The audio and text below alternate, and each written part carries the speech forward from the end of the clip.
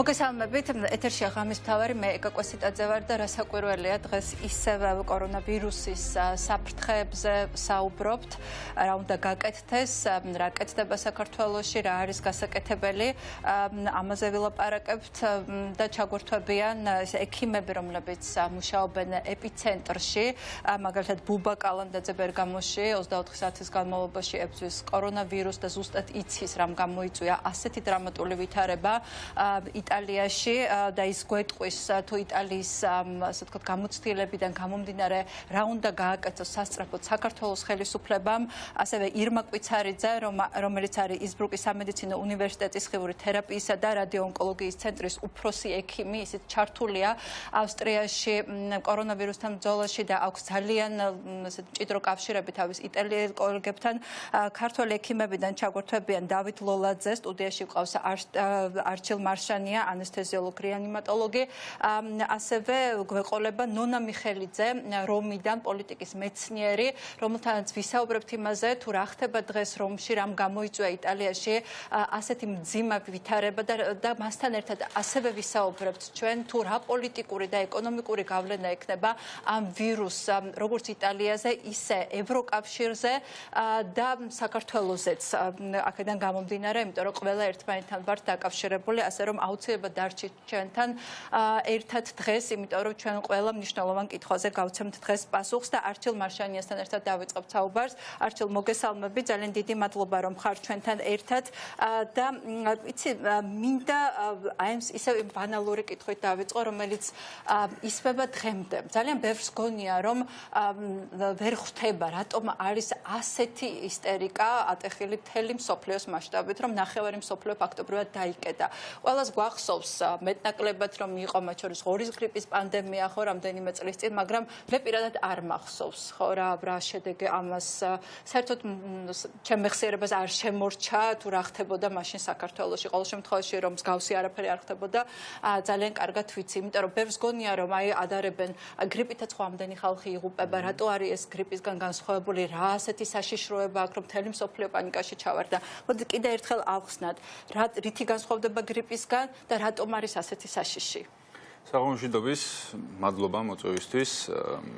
ხო, ეს ბანალური შეკითხვა, როგორც არის ხშირად ასმული შეკითხვა და რაც უფრო ხშირად დავსვა და რაც უფრო ვერს ვილაპარაკებთ, ცხადია უკეთესი არის. გრიპთან შედარება რატო არის არასწორი? სხვათა შორის ღორის გრიპი როცა იყო და ფრინველის გრიპი როცა იყო, პანიკის კუთხით საქართველოშიც და არა მარტო იყო, ასე ვთქვათ, არაპროპორციულად დიდი შიში. თუმცა პირდაპირ შედარება ამ ვირუსის მაშინ არის ჯანდაცვის მინისტრს განცხადება გვახსოვს, რომ ყოველი მესამე მეორეს დაემართება და მესამე მოხდება, მაგრამ ეს რაღაცა დარჩა მხოლოდ რაღაცა ისტორიას, მაგრამ ამას ესეთ პანიკა არ მოყოლია, ხო? ესეთი რა თქმა უნდა, ამხელა ის არ მოყოლია და ნუ ლოგიკურიც არის, რატომაც არ მოყო და ახლა აგიხსნით, რატო არის დღეს უფრო კრიტიკული სიტუაცია და რატო გვეშინია მთელ სამეცნიერო საზოგადოებას ამ ვირუსის. ეს ვირუსი ორი ძირითადი მიზეზი არის, შეიძლება სამიც ვთქვათ, პირდაპირ შედარება თუ გვინდა მასთან გრიპთან სიკვდილიანობის პროცენტულობით. გრიპზე ცოტა უფრო მაღალი პროცენტულობა აქვს სიკვდილიანობის, მაგრამ ორი მთავარი მიზეზი, ერთი ეს რომ არის ახალი, სულ ახლა ხანს აღმოჩენილი და სულ ახალი შტამი არის, რომელიც აქამდე არ დაფიქსირებულა ადამიანში, კორონავირუსის ახალი შტამია. არანაირი იმუნიტეტი არ აქვს. და ამიტომ მე მგონია რომ აი ფანჯარას რო გააღებ და აი ესე რომ შემოვა ეს ვირუსი და სადაც ყველა დაუცველები ვართ, აი ეს ყველა ვართ მოწყვლადები, ყველა შეიძლება დაგვემართოს, ხო ვიღაცას ნაკლებად სუბუქი შემთხვევა ექნება, ვიღაცას ცოტა უფრო მძიმე და ასე შემდეგ ცხადია, მაგრამ მეორე და ძირითადი და ყველაზე მნიშვნელოვანი ფაქტორი, რომელიც არის ყველაზე საშიში და ამისი ნათელი მაგალითები გვაქვს ჩინეთის და სულ მინიმუმ იტალიის, ახლაც ვიცით რა ხდება.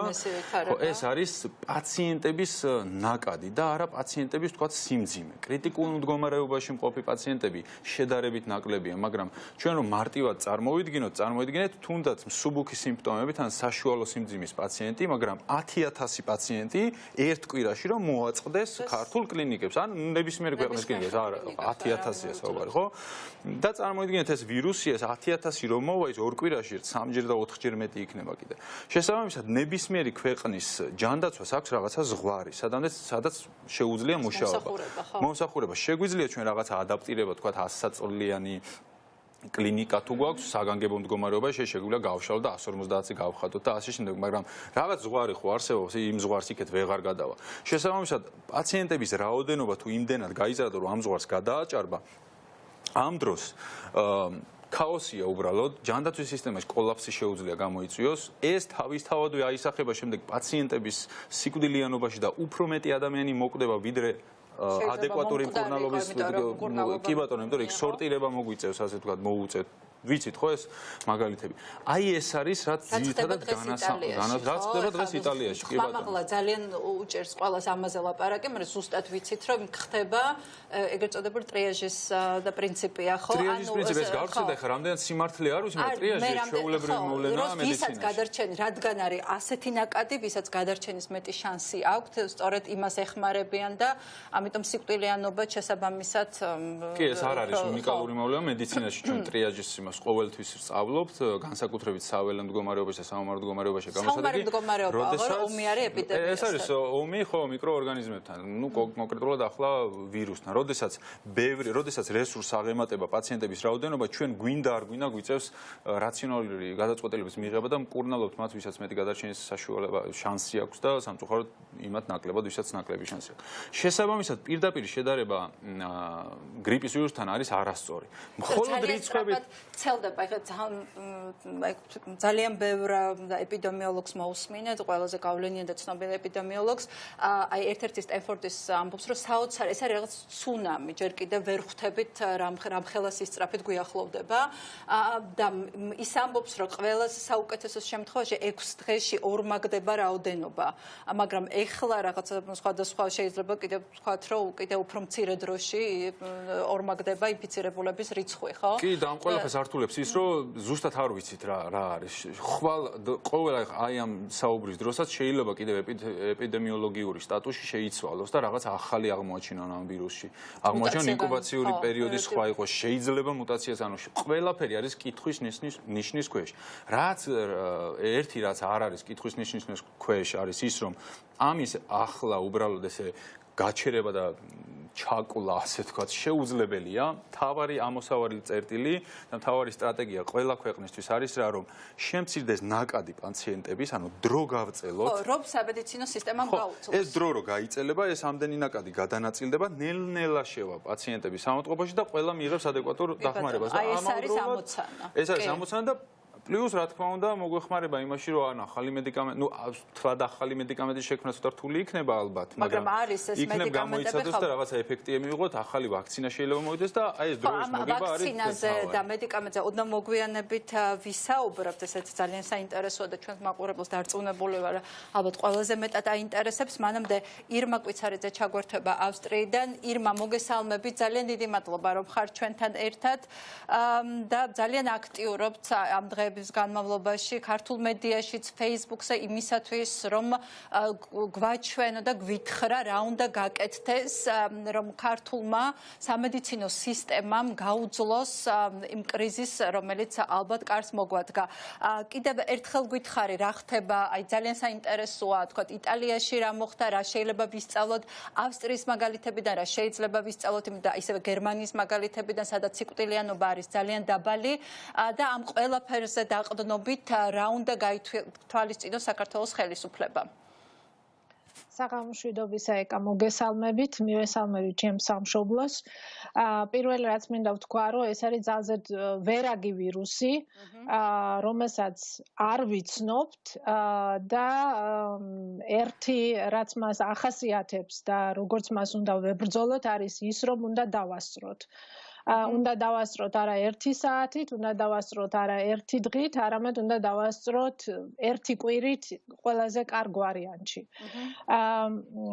ჩვენ რასაკვირველია ვსწავლობთ სხვების შეცდომებზე და სხვების გამოცდილებაზე. იმის გამო, რომ ფაქტიურად ადვილია ჩემთვის, ადვილი ხელმისაწვდომი არის ინფორმაცია, ვცდილობ, რომ ეს რაც შეიძლება სწრაფად მივაწოდოთ ჩემს სამშობლოსაც.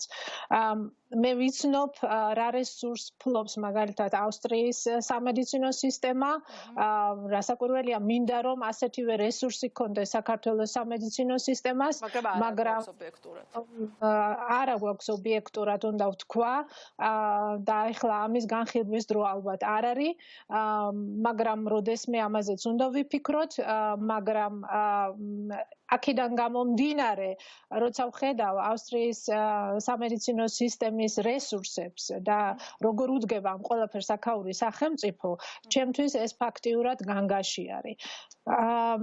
ყოველთვის ვამბობდი, რომ საერთოდ მსოფლიო ჯანდაცვის ორგანიზაციის მითითება უნდა მოერგოს შენი ქვეყნის რესურს და ქვეყნის გამოწვევას. ის იძლევა ზოგად რეკომენდაციას, მაგრამ მე უნდა გამოვიდე იქედან ამ ზოგადი რეკომენდაციის შესრულების რა საშუალებები მაქვს და იმის მიხედვით უნდა ვიმოქმედო. აი რა მოხდა იტალიაში, მე ეს ჩემი უშუალო პროფილი არ არის, მე არა ვარ ინფექციონისტი, მაგრამ ძალიან ბევრ ინფორმაციას ვაგროვებ ჩემი ქართველი კოლეგებისთვის და ჩემი სამშობლოსათვის რასაკვირველია და ასევე ჩვენი ჯანდაცვის სისტემა მუდმივად გვაძლევს ინფორმაციას, როგორ უნდა მოვიქცეთ, რა ხდება, რა სიახლეებია მსოფლიოში ამასთან დაკავშირებით. ეხლა საუბრისათვის მაგალითად მეილი გამოვრთე, იმიტომ რომ ყოველი 10 წუთის დაშორებით მოდის ინფორმაცია თვითონ კლინიკიდან უკვე ამჟამად. რა მოხდა იტალიაში? მე თვითონ მიმუშავია წელიწად ნახევარი ჩრდილოეთ იტალიაში, ჩვენ პროექტი გქონდა სხიური თერაპიის და რადიოონკოლოგიის, ამიტომ ძალიან კარგად ვიცნობ იქაურ სისტემას. ჩრდილოეთ იტალიის სამედიცინო სისტემა ყველაზე ძლიერია მთელ იტალიაში. ეს არის ავსტრიის გავლენით. ჩრდილოეთ იტალია, იგივე სამხრეთ ტიროლი, ერთ დროს ავსტრიის შემადგენლობაში იყო, ეხლა მას აქვს თავისი ავტონომია, ამ ავტონომიის გამო იღებს დახმარებას როგორც იტალიიდან, ასევე ავსტრიიდან. რასაკვირველია, აქედან გამომდინარე, ამ რეგიონს აქვს ძალიან კარგად გამართული სამედიცინო სისტემა. მიუხედავად ამისა, ამ გამართულ სისტემას შეექმნა საკმაო პრობლემები და პრობლემები გამოიწვია შემდეგმა. იმან რომ მათ არ ჰქონდათ საკმარისი კლინიკები, პროფილური კლინიკები, რომელიც თქვათ, აი ამ დაავადების წინააღმდეგ სამკურნალოდ შესაძლებელი იქნებოდა, რომ გამოყენებულიყო. მაგალითად, მათ გადაწყვიტეს, რომ დაეცალათ სახელმწიფო კლინიკები, მიიღოთ იქ კორონავირუსით დაავადებული პაციენტები და ემკურნალათ.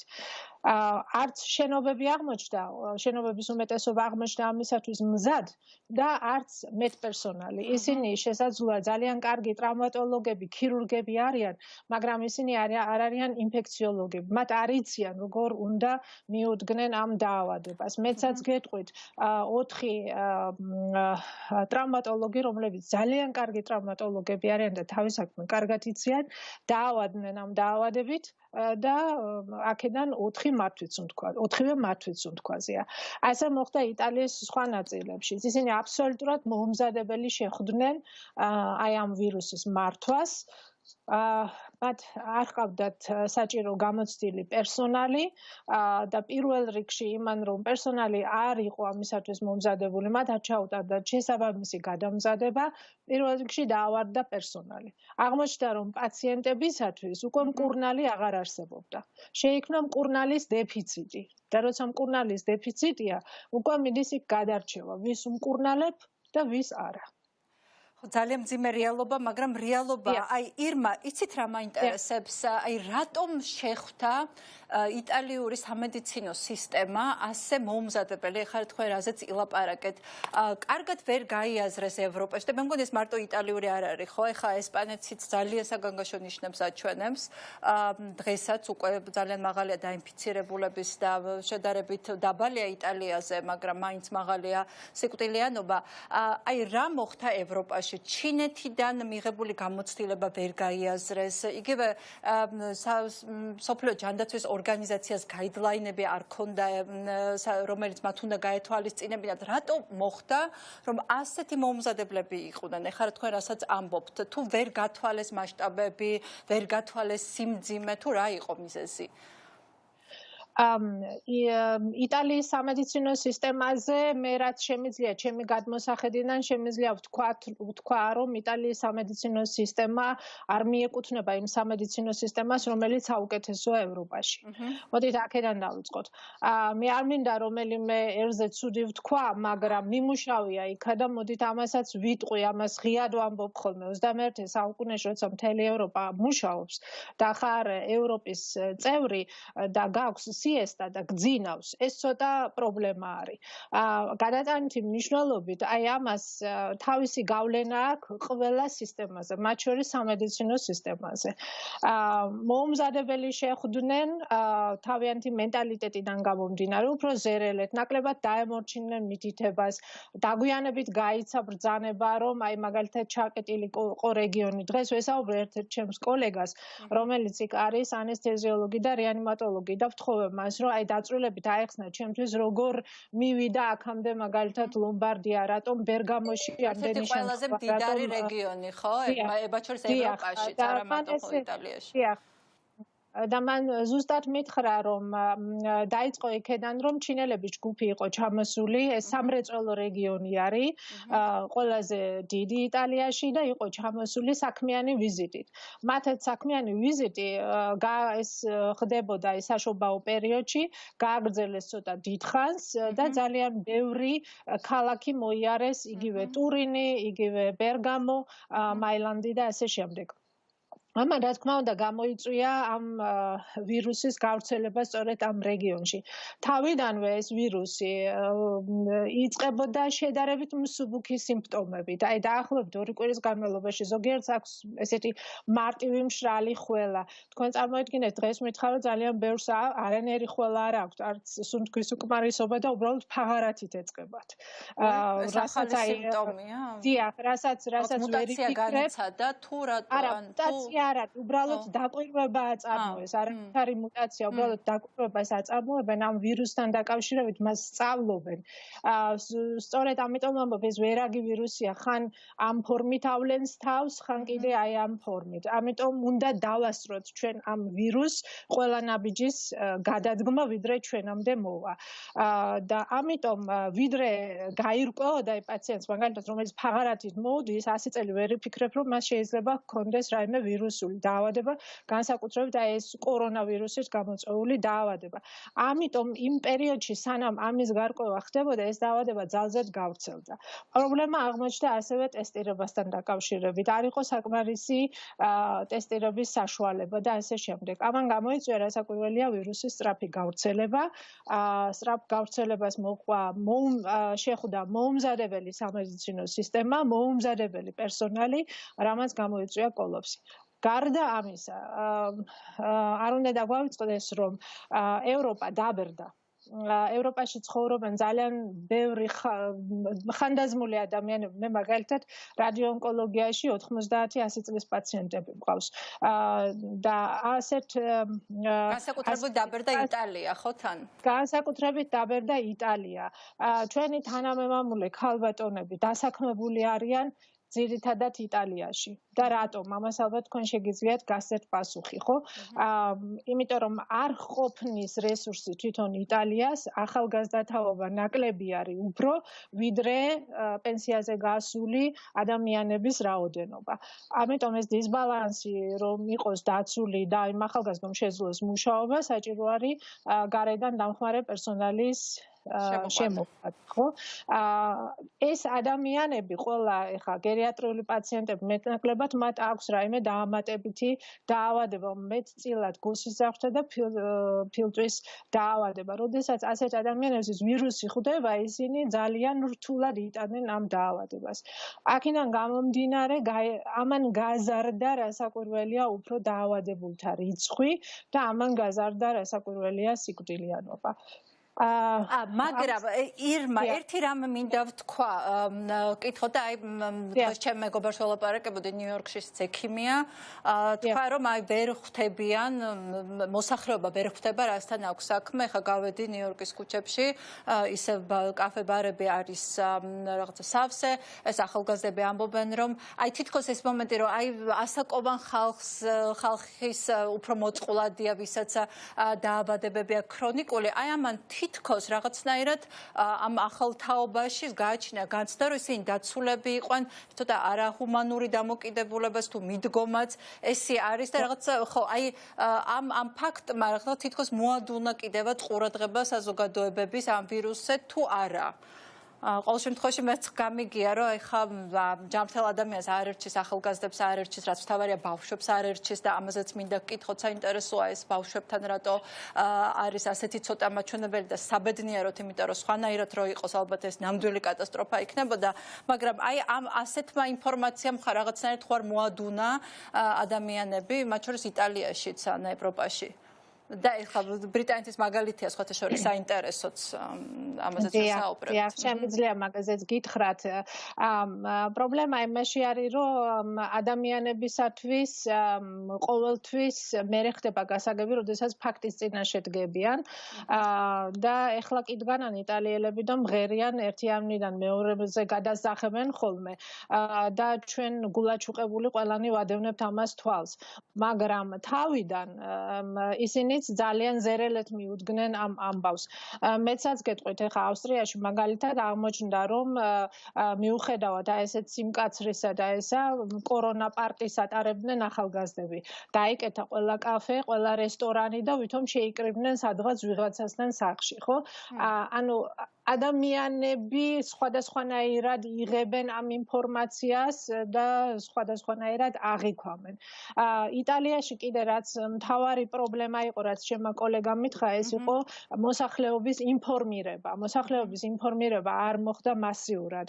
არ მოხდა მათთვის ამ ინფორმაციის მიწოდება, მაგალითად, როგორ უნდა დაიცვან ჰიგიენის ნორმები და ასე შემდეგ. ყველაფერი მოხდა დაგვიანებულად. უფრო მეცაც გეტყვით, ჩრდილოეთ იტალიაში მუშაობენ ძალიან ბევრი სამხრეთ იტალიიდან წამოსული ადამიანები. ჩემმა კოლეგამ მითხრა დღეს, რომ სამხრეთ იტალია ფაქტიურად სუფთა იყო კორონავირუსისგან დაავადებული ადამიანებით. მას შემდეგ, რაც ჩრდილოეთ იტალიაში დაიკეტა სახელმწიფოები, ისინი იმის მაგივრად, რომ დარჩენილიყვნენ, წავიდნენ სამხრეთ იტალიაში.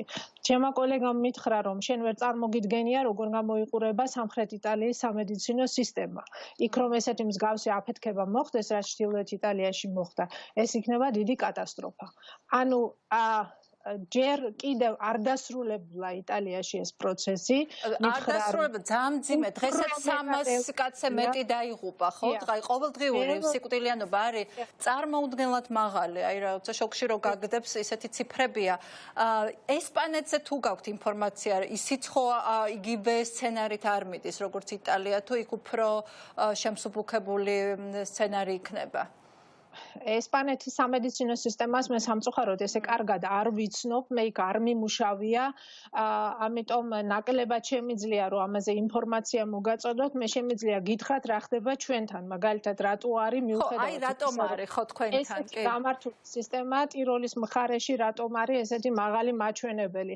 იმიტომ რომ ტიროლი ეს არის ტრანზიტი, აი ტრანზიტის მხარე ვართ, ტურიზმის მხარე ვართ, ფაქტიურად ტიროლზე გადის ევროპის გზა მიმავალი ჩრდილოეთიდან სამხრეთისკენ და ასევე ჩრდილოეთ ტიროლს და სამხრეთ ტიროლს ერთმანეთთან აქვს ძალიან მჭიდრო კავშირები. ისინი ოჯახები არიან, რომლებიც გაყოფილი არიან და ერთმანეთთან აქვთ მიმოსვლა. ამან გამოიწვია ტიროლში რასაკვირველია უფრო მაღალი მაჩვენებლის დადება, ვიდრე სხვა თქვათ ავსტრიის სხვა რეგიონებში.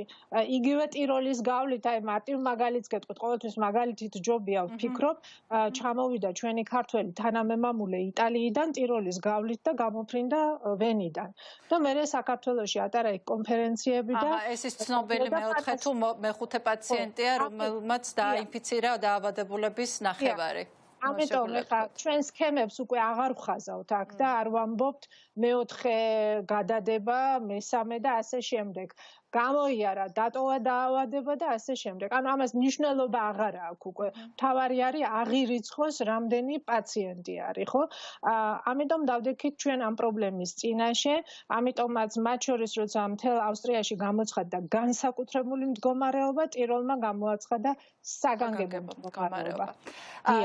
ირმა, აი საქართველოსაც გადავალთ რასაკვირველია, იმიტომ რომ ყველას მაინც საინტერესებს, მაგრამ ეს მაგალითები ძალიან გვეხმარება გავარკვიოთ და სათანადო შევაფასოთ საქართველოში არსებული მდგომარეობა და რა უნდა გაკეთდეს, რაც მთავარი. აი ერთი მოკლე კითხვა, აი გერმანიაში რატო არის ასეთი დაბალი სიკვდილიანობა, იმიტომ რადგან ძალიან გამართული სისტემა აქვს, თუ რაღაცაერთ მოახერხეს, ასე ვთქვათ, მართვა ამ პროცესის.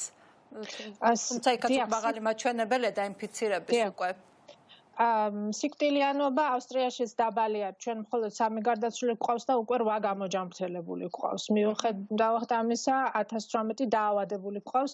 ეხლა ამ ბოლო მონაცემები.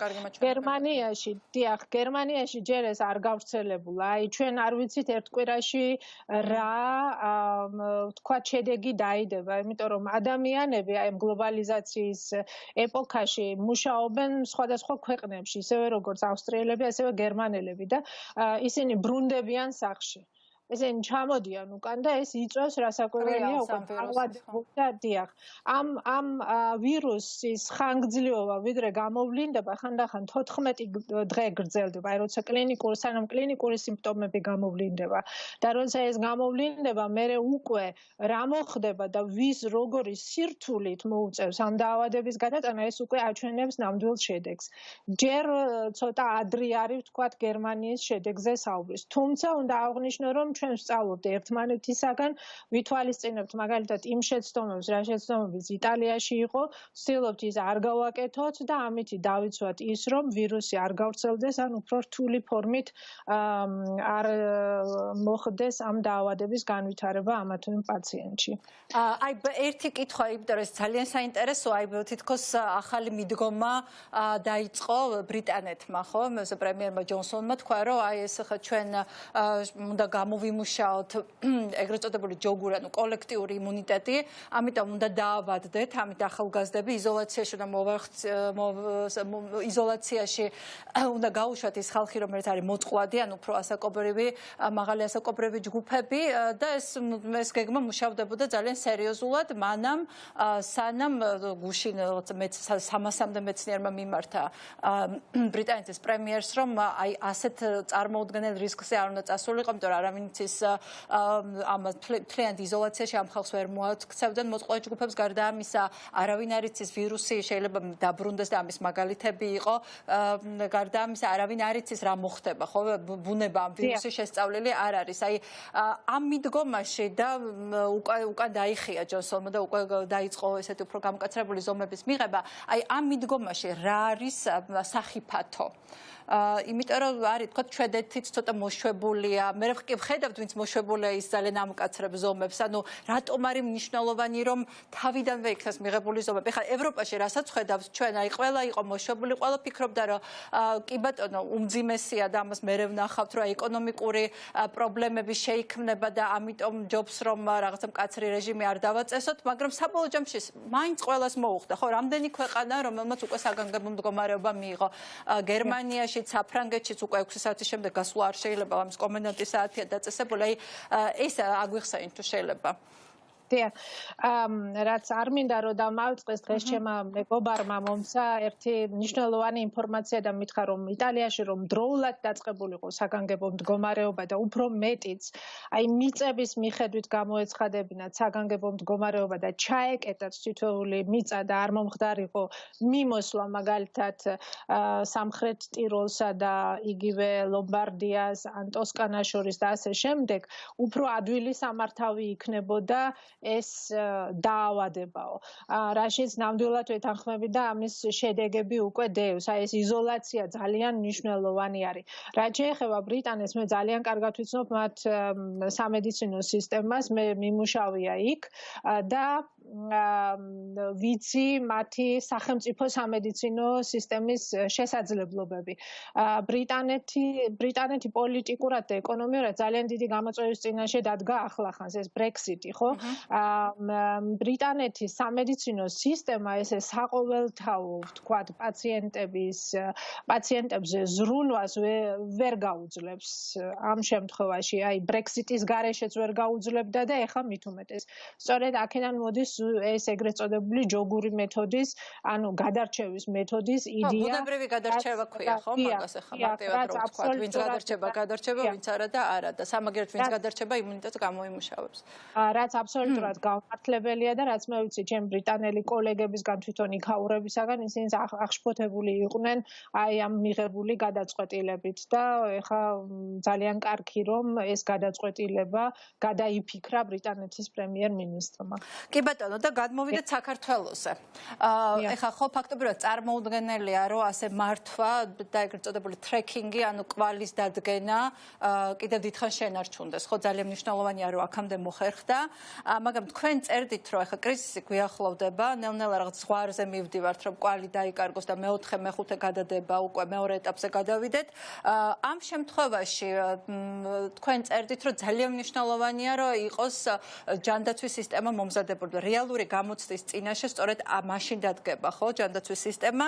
წერდით იმაზე რომ უკიდურესად აუცილებელია რომ კონდეს ვენტილაციისა და კანალიზაციის ცალკე სისტემა, რომ ექიმები, ეხლა რაზეც საუბრობდით იტალიის მაგალითზე, იყვნენ გადამზადებულები და მზად იმისათვის რომ ამ ტიპის ინფექციასთან კონდეთ, ვირუსთან კონდეთ საქმე.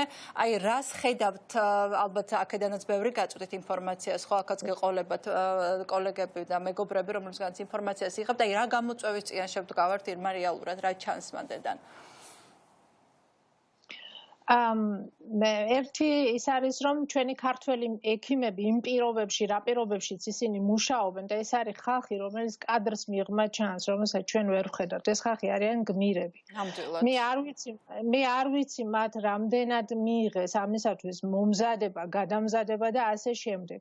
მაგრამ მე რასაც ჩემი კოლეგები მაწვდიან, მწირი ან საერთოდ არ მიუღიათ. ეს არ არის კარგი. ჩვენ უნდა მივცეთ მეტ პერსონალს მუშაობის საშუალება, რომ იმუშაონ უსაფრთხოდ. თუ არ გვეყოლება მეტ პერსონალი, თუ არ გვეყოლა მკურნალი, ვერ უშველით ვერავის და ეს გამოიწვევს ძალიან დიდ პრობლემას. ამიტომ ეს ძალიან მნიშვნელოვანია, რამდენად მოვამზადებთ თუნდაც იმ კარგ ქირურგს, იმ კარგ ტრავმატოლოგს და ასე შემდეგ. ახლა აი მაგალითად ქირურგი, ზოგადი ქირურგი დათოლოლაძე ჩაგვერთვება და საინტერესოა ის რას ფიქრობს ამაზე. შესაძლოა ძალიან კარგი ქირურგი არის და მისი საქმე არაჩვეულებრივად იცის. მე ძალიან კარგად ვიცი ჩემი საქმეს ხიურთერაპია, მაგრამ მე რომ არ მოვემზადებინე აქ ვიღნეს, მეც იმ მდგომარეობაში აღმოჩნდებოდი. ანუ მეც მასწავლეს აქ როგორ მოვიქცე. ამისათვის არის მნიშვნელოვანი, რომ ჩვენ პირველ რიგში დავიცვათ ეს ხალხი, ეს მედპერსონალი, მათ შეუქმნათ სამუშაო პირობები. ძალიან მნიშვნელოვანი არის, რომ ინფექციური დაავადების მქონე პაციენტები მოთავსდნენ ისეთ ადგილას, რომელსაც აქვს სპეციალური ვენტილაცია და კანალიზაცია. აი გვაქვს ესეთი ადგილები ჩვენ? ჩვენ არ ვიცნობთ ამ ვირუსს, ვიცით მხოლოდ ერთმანეთისაგან გადმოცემით და გაზიარებით სხვა ქვეყნების კოლეგებისგან, რომ ეს ვირუსი ვრცელდება ძალიან ბევრი გზებით. ამიტომ არის აუცილებელი, რომ იყოს იზოლირებული ვენტილაცია. ან შენობა, რომელიც ცალკე დგას და მას არ აქვს სხვა შენობებთან მაგალითად კავშირი. შეხება. ეს ძალიან მნიშვნელოვანი არის. რამდენად ეხა მან კლინიკები, რომლებიც ეს სოკოებით მომრავლდა აი ეს მაწუხებს მე ყველაზე მეტად, იმიტომ რომ სტანდარტი ამ არჩილიც ილაპარაკებს, იმიტომ რომ ძალიან ბევრი კერძო ეხა იყო ლაპარაკი, რომ აი კერძო კლინიკები უნდა დავიხმაროთ და რასაკვირველია, იმიტომ რომ კერძო უფრო მეტია საქართველოში ვიდრე სახელმწიფო, შესაბამისად ამ რესურსის გამოყენება აუცილებლად მოუწევს ხელისუფლებას. აი ეს კლინიკები მე ხშირად გამიგია და არ ვიცი ხა რომ მაინდა-მაინც სტანდარტით აშენებულს არ გავს. ყოველ შემთხვევაში ბევრი მათგანი აი დათოც გვეტყვის და შემდეგ არჩილიც გვეტყვის რა მდგომარეობა ამ თვალსაზრისით. მაშინ რა თქვათ, ეხლა ვერ შევთვლით ხო რეალობას თუ ეს სტანდარტი არ არის, რა არის გამოსავალი საველე პირობებში ახალი იმის გაკეთება, რა ჩინეთმა გააკეთა მაგალითად, ხო რატო ააშენა ახალი საავადმყოფო 10 დღეში, ხო? დიახ, სწორედ ეს აღვნიშნე თავიდანვე, ესე იგი, რამოდენიმე კვირის უკან თქვი, რომ ჩინეთმა ვუჰანში მიუხედავად იმისა, რომ მას დარწმუნებული არ საკმარისი კლინიკების რაოდენობა აქვს, ააშენა საველო პირობებისათვის კლინიკა. ჩვენც მაგალითად ინსბრუკის საუნივერსიტეტო კლინიკა წელიწადში ატარებს 1,5 მილიონ პაციენტს სტაციონალურად. თქვენ წარმოიდგინეთ ეს რამხელა მასა არის. გვაქვს ყველა განყოფილება არის იზოლირებული სავენტილაციო საკანალიზაციო სისტემით. ჩვენ გვაქვს ამის საშუალება და ლუქსუსი, ესე ვთქვათ, რომ ეს პაციენტები ვმართოთ ჩვენთან. მიუხედავად ამისა, საავადმყოფოების შესასვლელში გაიხსნა კარვები სპეციალური, სადაც ხდება პაციენტების სელექცია, გადამოწმება და მიუხედავად ამისა, გაიხსნა საველე პირობებისათვის აუცილებელი კარვები.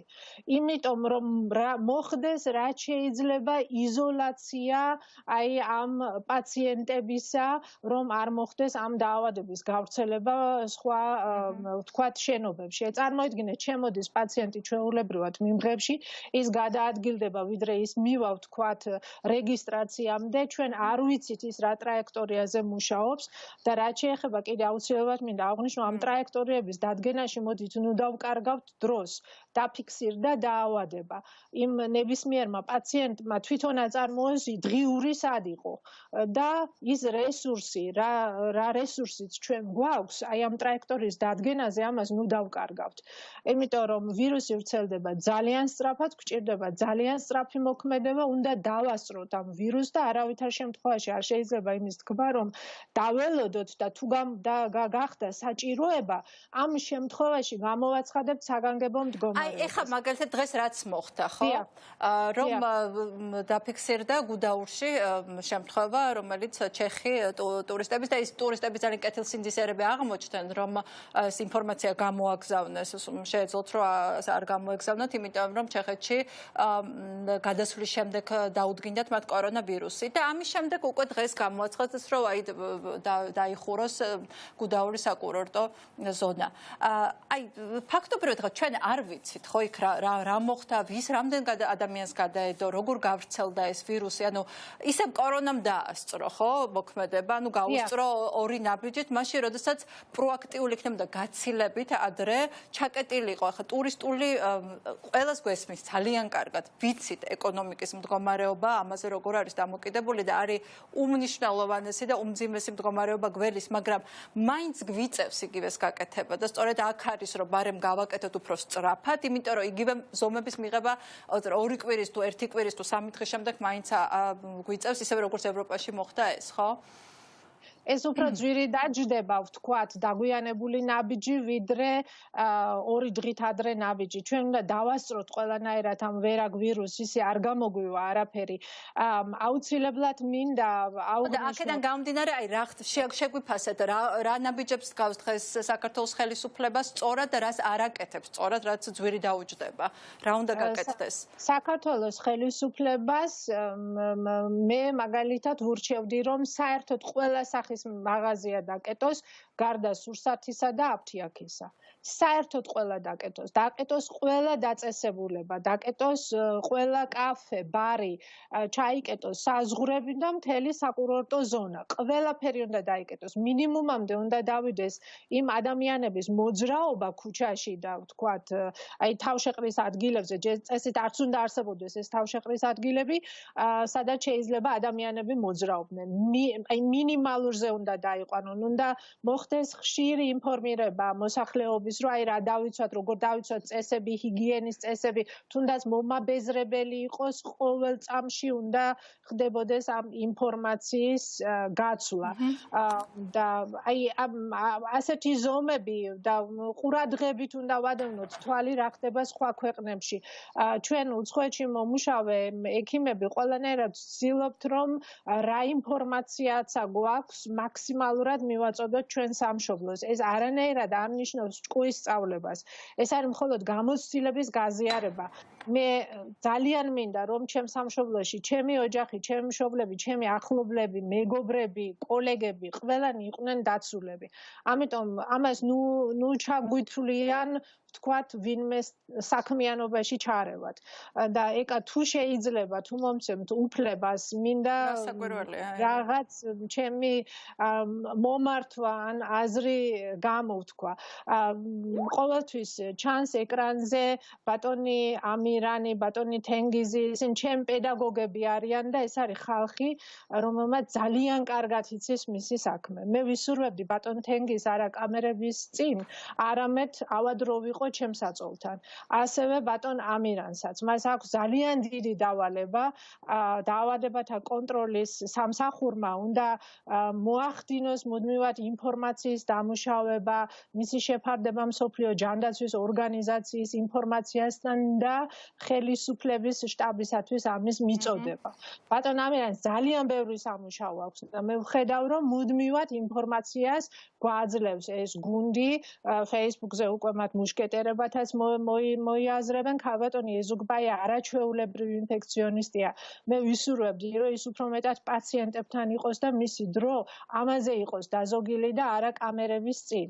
ვის ვისურვებდი კამერების წინ, ისევე როგორც ეს ხდება ავსტრიაში, ვისურვებდი ხელისუფლებას და არა მინისტრების მოადგილეებს, იმიტომ რომ მათაც საქმე აქვთ, მე თუ მკითხავთ, ისინიც დღე და ღამე შრომაში უნდა იყვნენ, რასაკვირველია მინისტრებიც, მაგრამ ხელისუფლებას წარმოადგენს მინისტრი. მე ვისურვებდი მინისტრს კამერების წინ. მე ვისურვებდი ირმა მართალი რომ გითხრათ რომ ხალხი გაცილებით უფრო მშვიდად გძნობს თავს, როდესაც ამირან გამყრელიძე პაატაიმნაძე და ცერცვაძე ელაპარაკება, ვიდრე სრულიად გამოუცდელი ადამიანი ყველა თვალსაზრისით მინისტრი ტიკარაძე. ხა მისი გამოჩენა ხდება. ჩემი აზრი მაქვს, თუ შეიძლება გეტყვით. ქალბატონი ეკა, მე ესე წარმომიდგენია და დარწმუნებული ვარ, რომ ესე არის ნებისმიერ ვისაც ავსტრიაში უსწავლია და სამედიცინო სფეროსთან შეხება ჰქონია, მას უნდა რომ მსგავსი სამედიცინო სისტემა იყოს მის ქვეყანაში. მას ისეთი სკოლა აქვს დამთავრებული მენეჯმენტს რაც შეეხება, მან ძალიან კარგად იცის რა უნდა იყოს და რა არ არის მის ქვეყანაში. მას უწევს იმაზე პასუხის გაცემა, რაც მისი დანაშაული ნამდვილად არ არის. ყველა მინისტრს შეიძლება მოთხოვო იმ რესურსის არქონის გამო პასუხი 90 წლებიდან მოყოლებული დღემდე ტიკარაძის გარდა. მოდით ესე ვთქვათ. თუმცა მე ვისურვებდი რომ ის უფრო თამამად გამოვიდეს დაელაპარაკოს ხალხს, როგორც მინისტრი, როგორც რჩეული და მოახსენოს მან საზოგადოებას რა ხდება ქვეყანაში და რა არის გასაკეთებელი. მე ვიცი რომ ძალიან რთული არის, მას ძალიან რთული, ესე ვთქვათ, სამუშაო აქვს გასაკეთებელი და ძალიან რთული სამინისტრო აქვს ჩაბარებული. ჩვენ ყველანი ექიმები უცხოეთიდან და არა გვაქვს მცირე გამოცდილება. მზადა ვართ რომ დავუდგეთ გვერდში და დავეხმაროთ. არის საკითხები, რაც პოლიტიკის გარეთ უნდა დავტოვოთ და პოლიტიკის გარეთ უნდა დავტოვოთ სწორედ მედიცინა.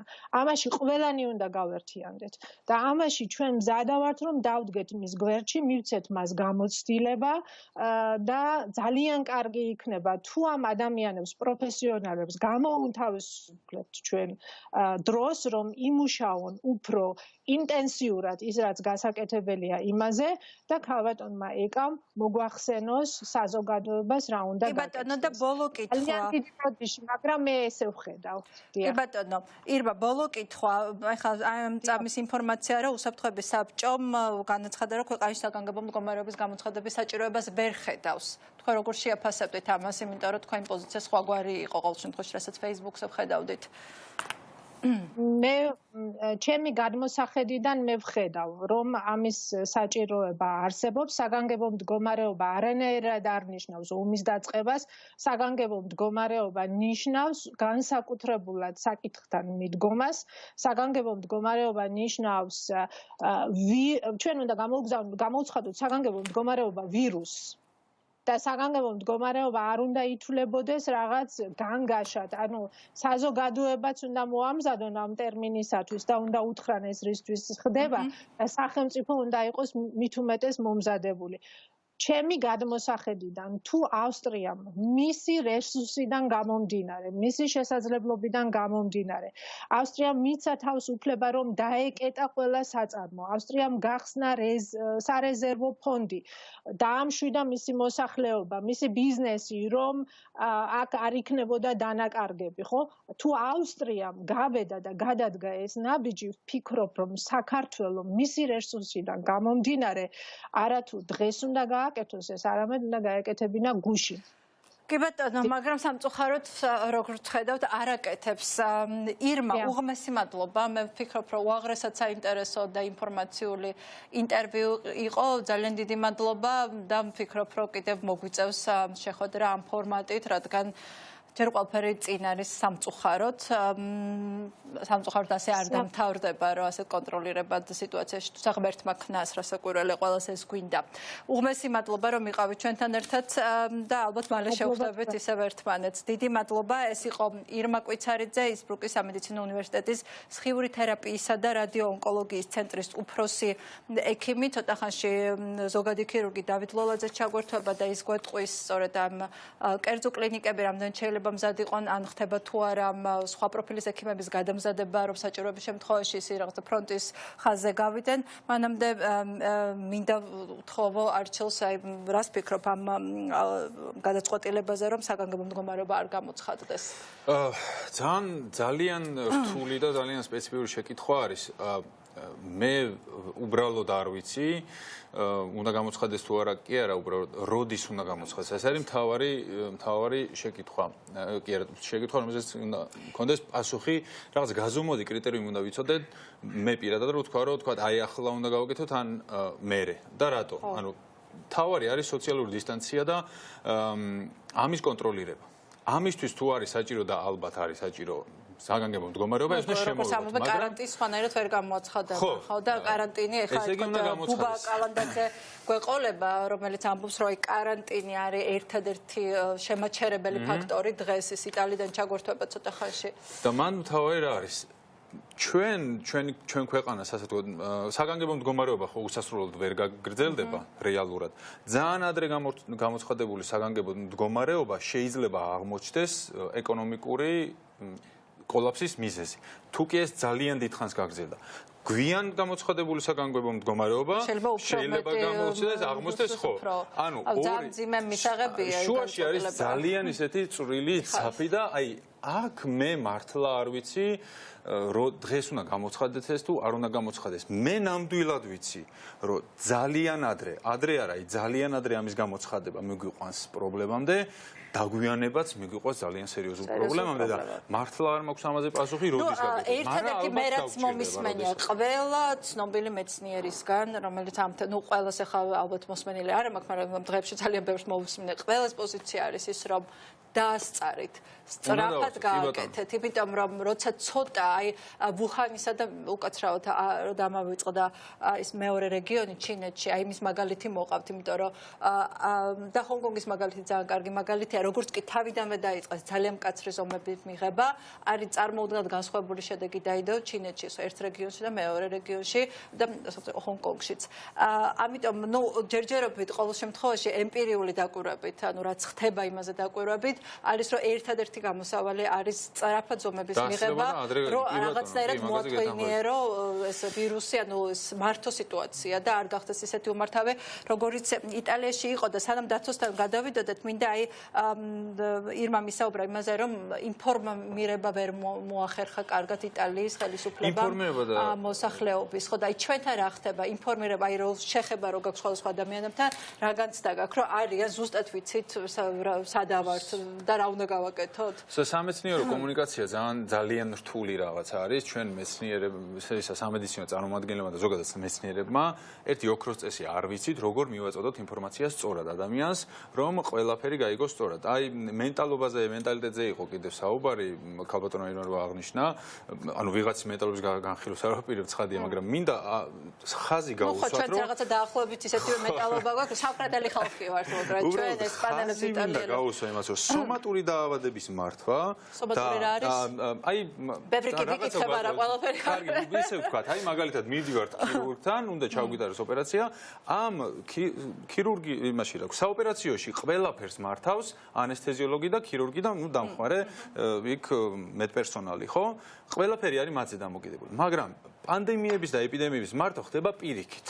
ყველაფერი არის პაციენტი ბჭყალებს, ანუ ჩვენზე დამოკიდებული. ის რო გასცემს ეპიდემიოლოგი იმას კონსულტაცია, იმას რა ქვია, რეკომენდაციას, ამას ჩვენ შევასრულებთ თუ არ შევასრულებთ, აი ეს არის ყველაფრის გადამწყვეტი. ნუ ეს დაემართათ ალბათ იტალიელებს ვიღაცამ სწორად არ შეასრულა ეს, ან არასწორად მიაწოდეს, ან გვიან მიაწოდეს და ასე შემდეგ.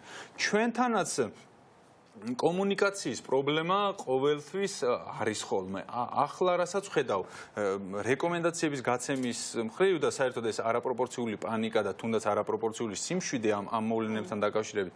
ერთ-ერთი ამის განმაპირობებელი ფაქტორი არის სოციალური მედია, თავად მედიაც და ის არაკომპეტენტური ადამიანები, რომლებიც არაფერზე დაყრდნობით ავრცელებენ რაღაცა წარმოუდგენელ რეკომენდაციებს იქნება ეს თუ კონსპირაციებს, სისულელებს კონსპირაციას რა მოძრავეთ მართლა ვერ ხვდები, იმიტომ რომ რამოდენიმე ისეთი ადამიანის ნაწერით შემხვდა, რო იცი რომ მაინც და მაინც ის წრალად არ არის გონებასთან და მაგრამ ისეთ რაღაცებს მსჯელობენ და ამას მტკიცებით ფორმაში საუბრობენ, რომ წარმოუდგენელია.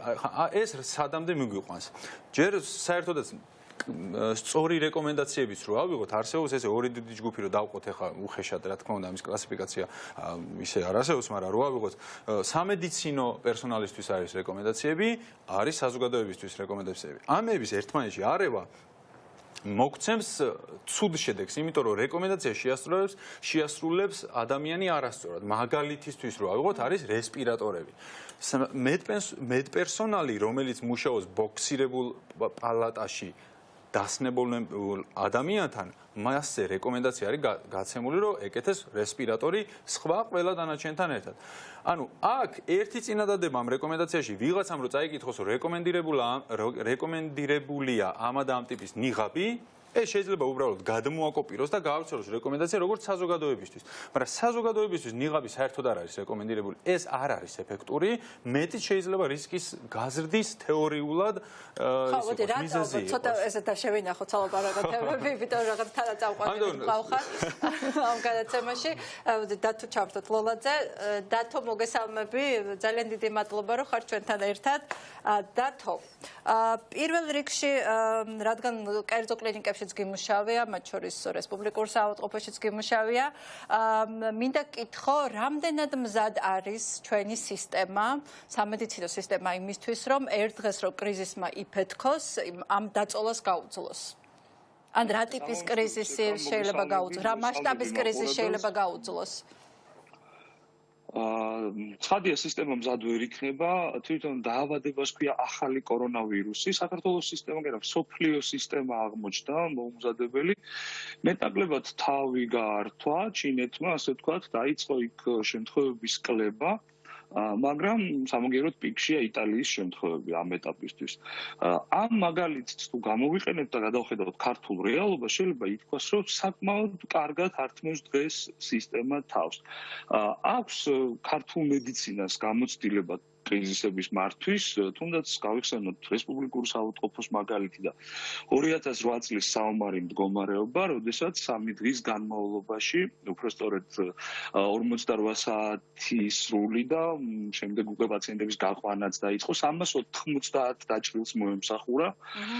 პრაქტიკულად ექიმების ცვლილება არ მომხდარა, უბრალოდ ემატებოდა პერსონალი, განსაკუთრებით საშუალო მედპერსონალი, რომლის აქტივობაც ძალიან მნიშვნელოვანი იყო, მაგრამ ეს იყო საომარი მდგომარეობა, ეს პაციენტები იყო დაჭრილი პაციენტები, ასე ვთქვათ, და საკუთარ თავზე მოფრთხილების სურვილი ან განცდა ქირურგიდან დაწყებული დამხმარე პერსონალი დამთავრებული არავის არ უჩნდებოდა. კი ბატონო, ეს სიტუაცია არის სხვანაირად. როდესაც შენ მიდიხარ ადამიანთან და მუშაობ და საეჭვო ვირუსულ მდგომარეობაზე, გიჩნდება საკუთარი თავის დაცვის სურვილიც. და აი ზუსტად აქ არის მთელი გასაღები იმ გამოცდილებასთან ერთად, რაც კრიზისების მართვის გამოცდილება აქვს ქართულ მედიცინას, ასევე უნდა იყოს ინფორმაცია თუ როგორ უნდა ვიყო მე ამ შემთხვევაში პირველ რიგში დაცული და მეორე რიგში მე თვითონ რომ არ აღმოჩნდე გამავრცელებელი. აი ეს არის მთავარი კითხვა დათო ბოდიში რომ გეჭრები, მაგრამ აი სწორედ აქ არის ასე ვთქვათ მთავარი ამოსავალი წერტილი და ამაზეც ირმას იმედია მოусმინე იქ ლაპარაკობდა ხო რომ აი მთავარი შეცდომა რაც დაუშვა იტალიამ იყო ის რომ პირველი ასე ვთქვათ ვირუსის შეტევა მოხდა პირველ რიგში მედპერსონალზე და მედპერსონალი დაავადდა და თვითონ ის გახდა დაინფიცირების წყარო.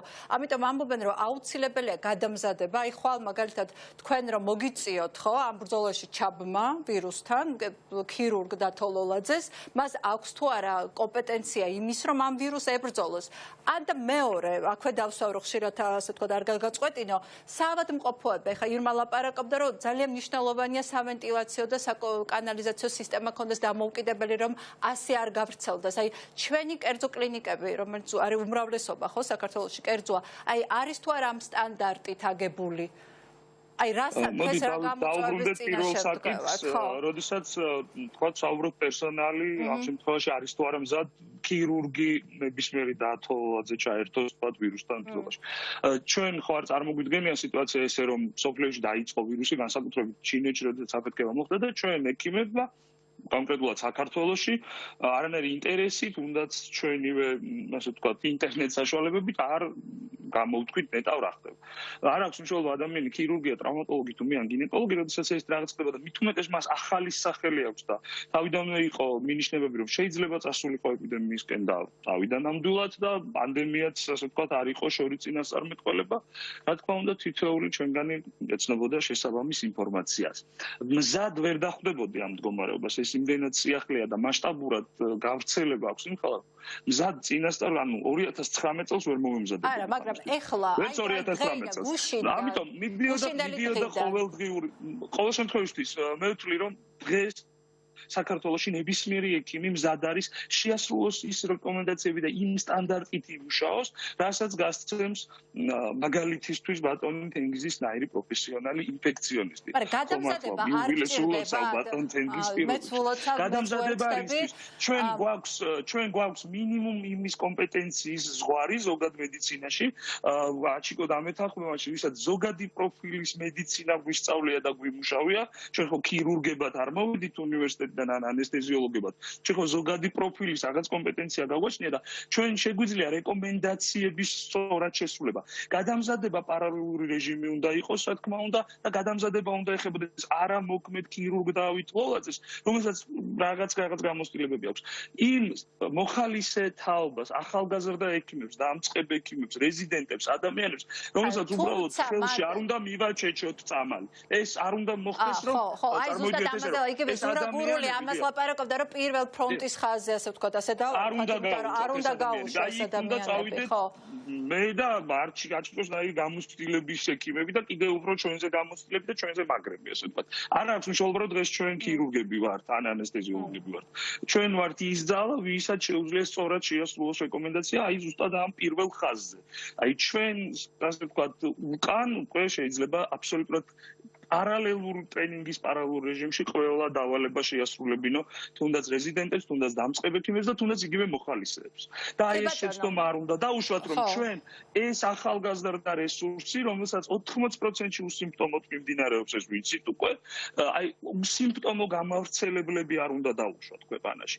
აი ამიტომ უნდა შევასრულოთ რეკომენდაციები სწორად და არა ემოციური აჟიტირებით, რომ მე ვირუსს ახლა მინდა თავი მოვაჭრა დევს. ესე არ გამოვა. კი ბატონო, სწორად ორგანიზებულად უნდა მივყვეთ ამ. ანუ ყავს, ანუ მე ვფიქრობ, რომ მედია სამედიცინო პერსონალი ამისთვის მზად არის. ეხლა გადავიდეთ შენობებზე. არის თუ არა მზად შენობები? შენობებზე ასე ვთქვათ, სრულ სტანდარტში ვერ იქნება.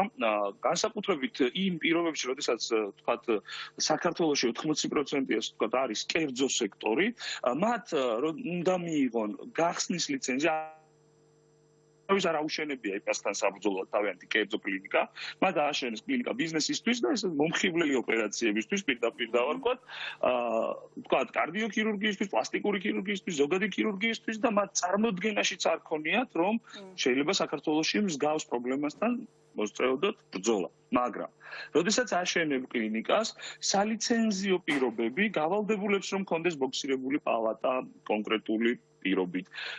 კონდეს თქვა სავენტილაციო სისტემა კონკრეტული პირობით და ჩვეულებრივ შენობის სავენტილაციო სისტემისგან ძალიან განსხვავდება სამედიცინო სავენტილაციო სისტემა. მათ შორის, როდესაც საოპერაციებში მოძრაობს სხვა ჰაერი, რეანიმაციულ განყოფილებაში სხვა ტიპის ვენტილაცია და ჰაერი და მე ვფიქრობ, რომ ეს წესები განსაკუთრებით ახალ აღშენებულ კლინიკებში მეტნაკლებად დაცულია. ცოტა პრობლემური ეს საკითხი სავარაუდოდ იქნება ძველის მოდიფიცირებულ გადაკეთებულ კლინიკებში, მაგრამ როდესაც დღეს ჩვენი მდგომარეობა არის დაახლოებით 1100 каранტინში მყოფი პირი და 20,000-ზე ცოტა მეტი ინფიცირებული, ვფიქრობ, რომ ჩვენ მუდმივად ადგილს კი არ უნდა ვეძებდეთ, რომ 20,000 საწოლი გვექნება, ვერ გვექნება. ვერც ვერასოდეს ვერავის ვერ ექნებოდა მზად და აი ჩვენს მოგვიწევს ზუსტად ჩინეთის მაგალითის გამეორება და მე დიდი იმედს ვიტოვებ, რომ ეს არ დაგჭირდება და ის ადგილები, ის 420 საწოლის რესურსი,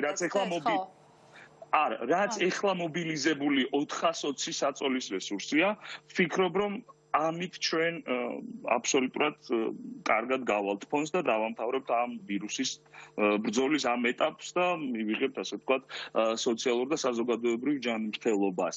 დასაშვებ უარესისთვის მზადების შემთხვევაში, რა თქმა უნდა, მოუწევს ქვეყანას გადავიდეს საველეზე. საკარანტინო ზონებსა და სამკურნალო დაწესებულებებს შორის არის დიდი განსხვავება. დიახ, ანუ ბაპატიეთ დავამთავროთ და განსხვავება არის ის, რომ მაგალითისთვის რომ ავიღოთ, როდესაც ქალბატონი როა საუბრობდა, რომ უნდა იყოს იზოლირებულად ცალკე გამოყოფილი შენობები. ნუ ეხლა სად უნდა იყოს, ხო? ეხლა ამ ფორს მაჟორში შენობების მოძიების დრო არ არის. რესურსების გამოყენების დრო არის, ემოციების მართვის დრო არის, ისტერიკის დრო არ არის და კიდე ფულის შოვნის დრო არ არის. არც აფთიაქო ბიზნესში, არც სუპერმარკეტში, არც აგრარულ ბაზარში და არც ქუჩაში და არცად.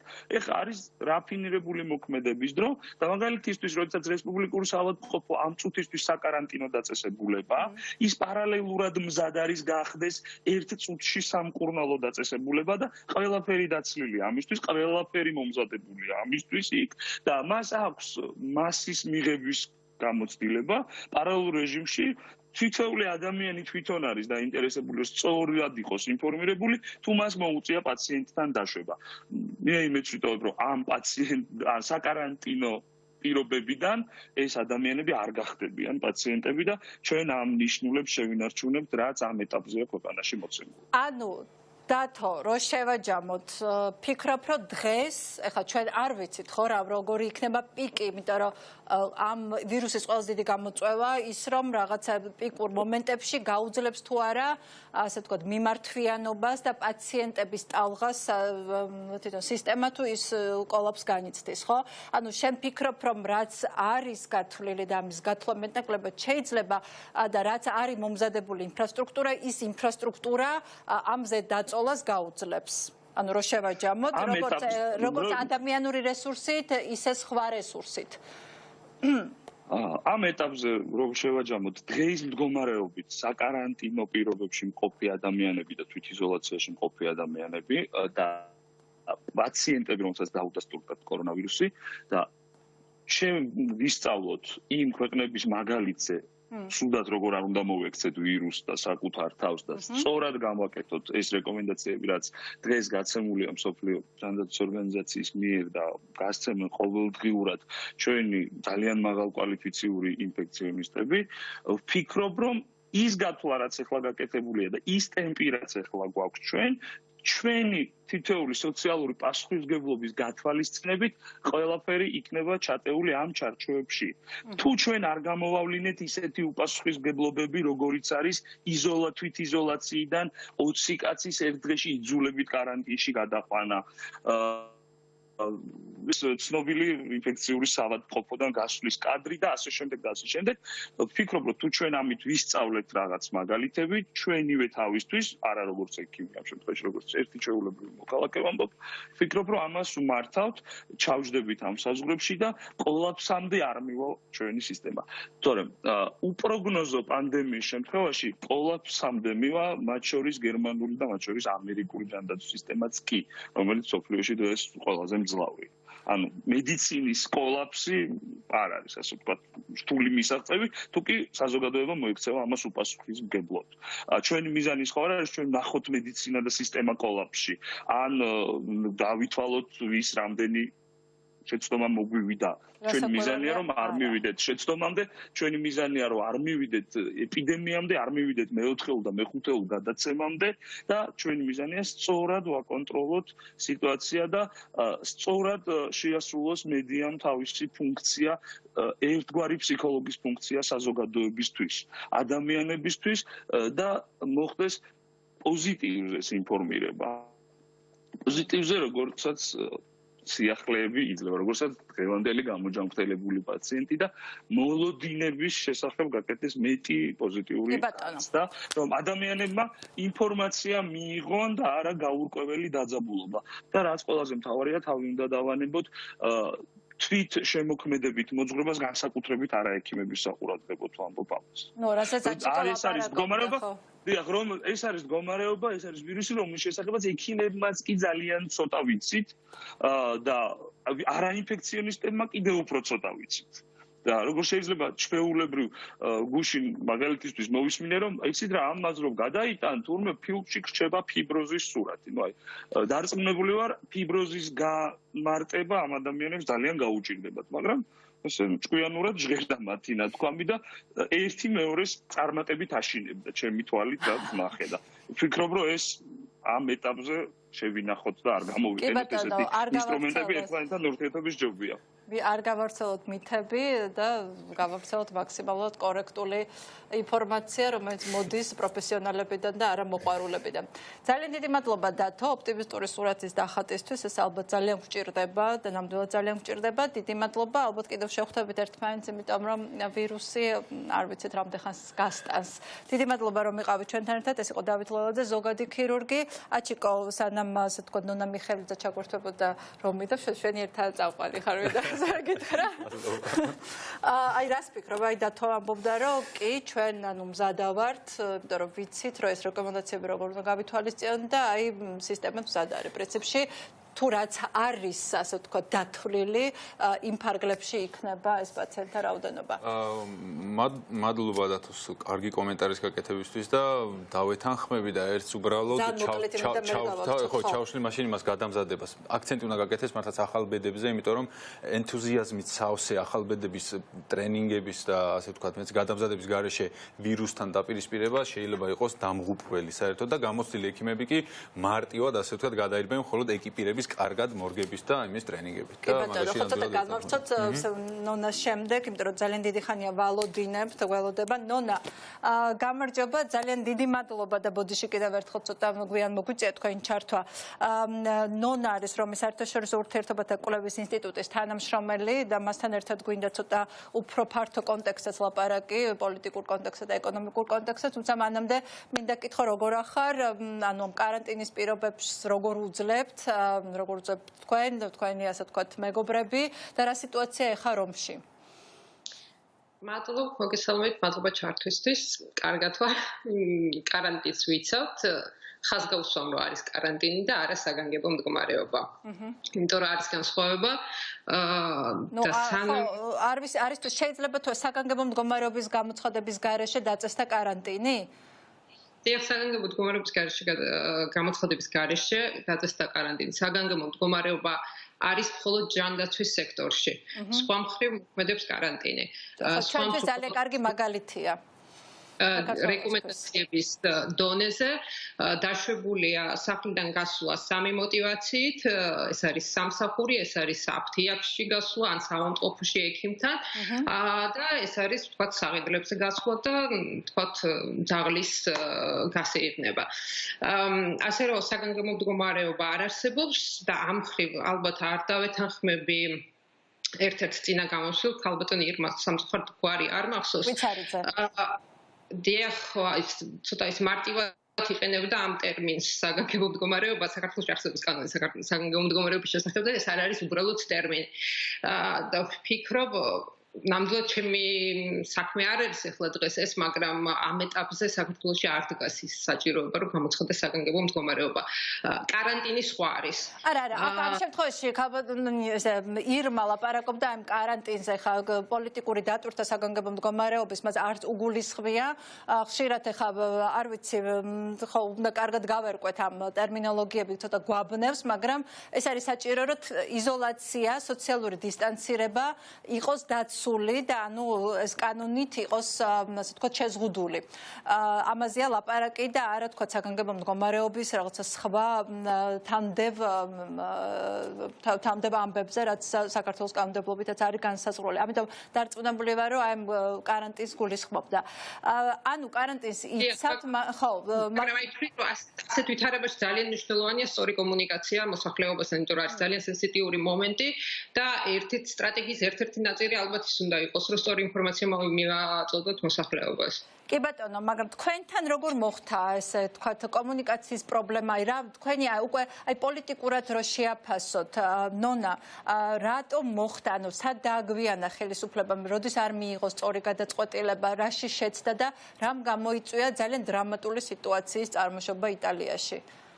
ანუ დღეს იტალიაში არის ასეთი ვითარება, არის 28,000 დაინფიცირებული, 28,000-დან დაახლოებით 900 არის სახლის პირობებში მკურნალობს, 10,000-მდე არის ჰოსპიტალიზირებული და დაახლოებით 1,800 ადამიანი არის გადაყვანილი ინტენსიურ თერაპიაზე. რაც შეეხება სიკვდილიანობას, ვიცით რომ ესეთი სტატისტიკა არსებობს, სხვა საკობრივი და სტატისტიკა გვეუბნება, რომ დაახლოებით გარდაცვლილთა 80% არის 80 წელს გადაცილებული. დაახლოებით ამას ემატება 10% 70 წელს გადაცილებული, ანუ ჯამურად 88% გარდაცვლილების არის 70 წელს გადაცილებული და რაც ყველაზე მნიშვნელოვანია და რაც თქვათ გამორიცხავს იმ შეკითხვას, კორონავირუსისგან რამდენი გარდაცვლილი ყავს იტალიას და რამდენი ყავს გერმანიას. არის ის ფაქტი, რომ იტალიაში გარდაცვლილთა 98%-ს აღენიშნება 2 ან 3 პათოლოგია. ანუ ეს არის კიბოს დაავადებები, გულის დაავადებები, დიაბეტი. ანუ უშუალოდ კორონავირუსის გარდაცვლილთა პროცენტული მაჩვენებელი არის 2. ეხლა რაც შეეხება მაგრამ გამოიწვია ეს ადამიანები ისე ხარ გარდაცვლილან, არ ვირუსით გარდაიცვალნენ, პროვოცირება გააკეთა მათი ძველი დაავადებების და ვეღარ გაუძლო, ხო? ანუ ვირუსით გარდაცვლილები არიან საბოლოო ჯამში. დიახ, მაგრამ ალბათ მაინც საჭიროა უთხრათ მოსახლეობას, რომ პირდაპირ ვირუსი, როგორც ესეთი ფაქტორი არ ყოფილა გამომწვევი გარდაცვალების. ანუ რა თქმა უნდა, ადამიანები, რომლებსაც ჰქონდათ რაღაც პრეგრესული დაავადებები, მათთვის უფრო ძნელი გადასატანი გახდა ეს ეხლა რაც შეეხება მთავრობის რეაქციას, ისეთი განმარტებები მოისმინე სავსე სტერეოტიპებით და რაღაცას ვიღაცა სიესტა და ემართა და ვიღაცას რაღაც მენტალური პრობლემა აქვს და რაღაც ხელისუფლების მართვის კულტურა არ უარგა და ასე ვიცოდი რომ ამაზე გექნებოდათ რეაქცია როგორც ასე ვთქვათ იტალიაში ცხოვრებს და უკვე ნახევრად იტალიას ფაქტობრივად.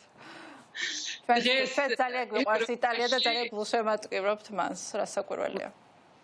ვფიქრობ, რომ ის ციფრები, რომლებსაც თქვათ ჯონს ჰოპკინსის უნივერსიტეტი დებს, რომელიც მონიტორინგს უკეთებს, თქვათ კორონავირუსით დაავადებულებს ევროპაში, დღეს უკვე ცხადია, რომ აქ არ არის რაღაც დაგვიანებულ პასუხზე დამოკიდებული ის, რაც ხდება რეალურად, იმიტომ რომ ესპანეთში გვაქვს უკვე 10,000 შემთხვევა, გერმანიაში გვაქვს უკვე 8000 შემთხვევა. დღეს 8 საათისთვის მაკრონის მიმართვა იყო და გმირი საფრანგეთში და სავარაუდოდ საფრანგეთის გადადეს რაღაც რბილ კარანტინზე, ასე ვთქვათ. ბილი როგორ არის 6 საათის შემდეგ გასვლა არ შეიძლება სამხედროები გააკონტროლებენ და ისინი ჩაებმებიან ეს ბილია? საფრანგეთში იცით მე არ მომისმენია 8 საათზე უნდა ყოფილიყო გამოსვლა მისი და მე უბრალოდ მოვისმენე აქ იტალიის მასმედიით რა შეიძლებოდა რომ ეთქვა მაკრონს მე არ მომისმენია სიმართლე გითხრათ. კი ბატონო, ხო, ანუ რას ფიქრობთ? თქვენ ფიქრობთ რომ იტალიამ არ დააგვიანა რეაგირებაში, ანუ სწორად იქცეოდა, სწორი ის ციფრები, რომელიც დევს ახლა უკავშირდება ერთ ძალიან მარტივ რამეს. იტალიაში ჩატარდა 150,000 ტესტი. მაშინ როცა 7 მარტისთვის გერმანიაში მაგალითად ჩატარებული იყო სულ რაღაც 7,000 ტესტი. საფრანგეთში 2 მარტისთვის ჩატარებული იყო 1000 ტესტი. ანუ ხვდებით ალბათ სხვაობას. დღემდე არც ერთი სხვა სახელმწიფო ევროპაში არ ატარებს იმდენ ტესტს, რამდენიც ჩატარებული აქვს იტალიას. დარწმუნებული ვარ, რომ იმავე რაოდენობის ტესტი რო ჩატარდეს ან საფრანგეთში, ან ესპანეთში გვექნება დაახლოებით იგივე შედეგი, რაც იტალიაში დევს. თუმცა, ეხლა მე არც თქვენ ახართ სპეციალისტი, არც მე ვარ სპეციალისტი, მაგრამ გუშინ, რასაც უსმენთ, ეს ცნობილი სპეციალისტის გამოსვლა CNN-ზე, ის ამბობდა, რომ სიკვდილიანობა იმდენად მაღალია იტალიაში, რომ სავარაუდოდ უფრო მეც აქვს, ვიდრე სტატისტიკურ მონაცემებში ჩანს. მე ჩემ პოზიციას ნამდვილად არ ვამბობ, ციტირებას ვაკეთებ იმ ადამიანს, რომელმაც ეს თქვა, ამერიკელ ეპიდემიოლოგზე მაქვს საუბარი. ეხლა ამას არც მეც არ გამოვიწყო, რომ შეიძლება უფრო მეც ჰქონდეს, მაგრამ წარმოიდგინეთ 150 ტესტი უკვე ჩატარებულია და ევროპის სხვა ნაწილში ამდენიც კი არ ჩატარებულა. ანუ იქ რამდენად მაღალი შეიძლება იყოს მაჩვენებელი, შეგვიძლია წარმოიდგინოთ, ხო? კი ბატონო, ნონა, აი რა იცით რა მინდა გკითხოთ და თქვენ პოლიტიკის მეცნიერი ხართ და ალბათ ყველაზე საინტერესო იქნება თქვენთან ამაზე საუბარი. ეს ზოგადად არავინ არ ვიცით პოსტ-კორონა მსოფლიო როგორი იქნება, მაგრამ დღეს უკვე რაღაცები გამოჩნდა, ხო, რა შეიძლება შეიცვალოს პოლიტიკური ძვრები, ეკონომიკური ძვრები. აი, რა გავლენა შეიძლება მოახდინოს ამან იტალიის ეკონომიკაზე, ევროკავშირზე, იმიტომ რომ ხა მე არ ვიცი შიგნით იტალიაში რა განცდა, მაგრამ თქვათ ორი სტატია მაქვს დაკითხული, ერთი Financial Times-ში, მეორე Foreign Policy-ში, ორივე ძალიან გავლენიანი, ასე ვთქვათ, მედია გამოცემები არიან და იქ არის რაღაცა ლაპარაკი იმაზე, რომ იტალია მიატოვა ევროკავშირმა, რომ არ მაინდა-მაინც ისეთი ქმედითი ვერ აღმოჩნდა ევროკავშირი, როგორც უნდა ყოფილიყო და ამან შეიძლება ევროსკეპტიციზმი გააზარდოს იტალიაში, ისევ როგორც სხვა ქვეყნებში. ანუ აღმოჩნდა, რომ ევროკავშირი კი არ ეფექტურად ვერ მიუქმედა, არამედ ყველა ქვეყანა დარჩა თავის ანაბარა, ხო? თქვათ გერმანიამ ექსპორტი შეაჩერა, ნიღბების მე დამჭირდება და ასე შემდეგ. რაღაცნაირად ნაციონალური სახელმწიფოების როლი უფრო წამოიზარდა, გამოიკვეთა. აი, ამ თვალსაზრისით როგორ შეაფასებდით სიტუაციას? რო დავყო თქვენი შეკითხვები, ანუ პირველი ევროკავშირის პასუხი და ის გამოწვევები, რის წინაშე დგას ევროკავშირი. ფიქრობ არის სამი ძირითადი გამოწვევა, ეს არის რა თქმა უნდა გამოწვევა, რომელიც შექმნილია ჯანდაცვის სფეროში, მეორე არის ეს სწორი კომუნიკაცია და მესამე არის იმ უარყოფითი გავლენის შეზღუდვა, რაც შეიძლება ამ ვირუსმა გამოიწვიოს ეკონომიკურ და სოციალურ სისტემაზე ევროკავშირის წევრი სახელმწიფოების. რაც შეეხება ევროსკეპტიციზმს, მართალი ხართ, ანუ თავი ევროკავშირის რეაქცია იმაზე თუ რა ხდებოდა იტალიაში იყო საკმაოდ დაგვიანებული, არაკოორდინირებული, არაეფექტური. Ursula von der Leyen ცდილობს ახლა ცოტა გამოასწოროს ეს დაშვებული შეცდომები. ჩანს უკვე ეკრანზე კი. მაგრამ ის ფაქტიც რომ თქვა შეიზღუდა საფრანგეთის და გერმანიის მხრიდან ნიღბების ექსპორტი, თქვა ეს პრობლემაც მოგვარდა გუშინ კვირას მილანში უკვე ჩამოვიდა 1 მილიონი პირბადე, ასე ვთქვათ, ჩინეთი, საფრანგეთი კვირას ჩამოვიდა საფრანგეთიდან და გერმანიიდან. რა თქმა უნდა, შემდეგ აი სხვა მაგ ჩინეთის გამოწვევაზე გადავდიოდი, რომ მაშინ როცა ევროპა ასეთი პასიურია, ვთქვათ, გასცეს რაღაც ერთიანი პასუხი რაღაც გამოწვევას, მე ამით სარგებლობს გარე აქტორი, როგორც არის რუსეთი, ჩინეთი, ვრცელდება 1000 დიზინფორმაცია, fake news-ი და რა თქმა უნდა, ჩინეთმა ესე ვთქვათ, დახმარების ხელი გაუწოდა იტალიას და აქ თითქოს დაავიწყდათ კიდეც, რომ პრობლემა ჩინეთში დაიბადა და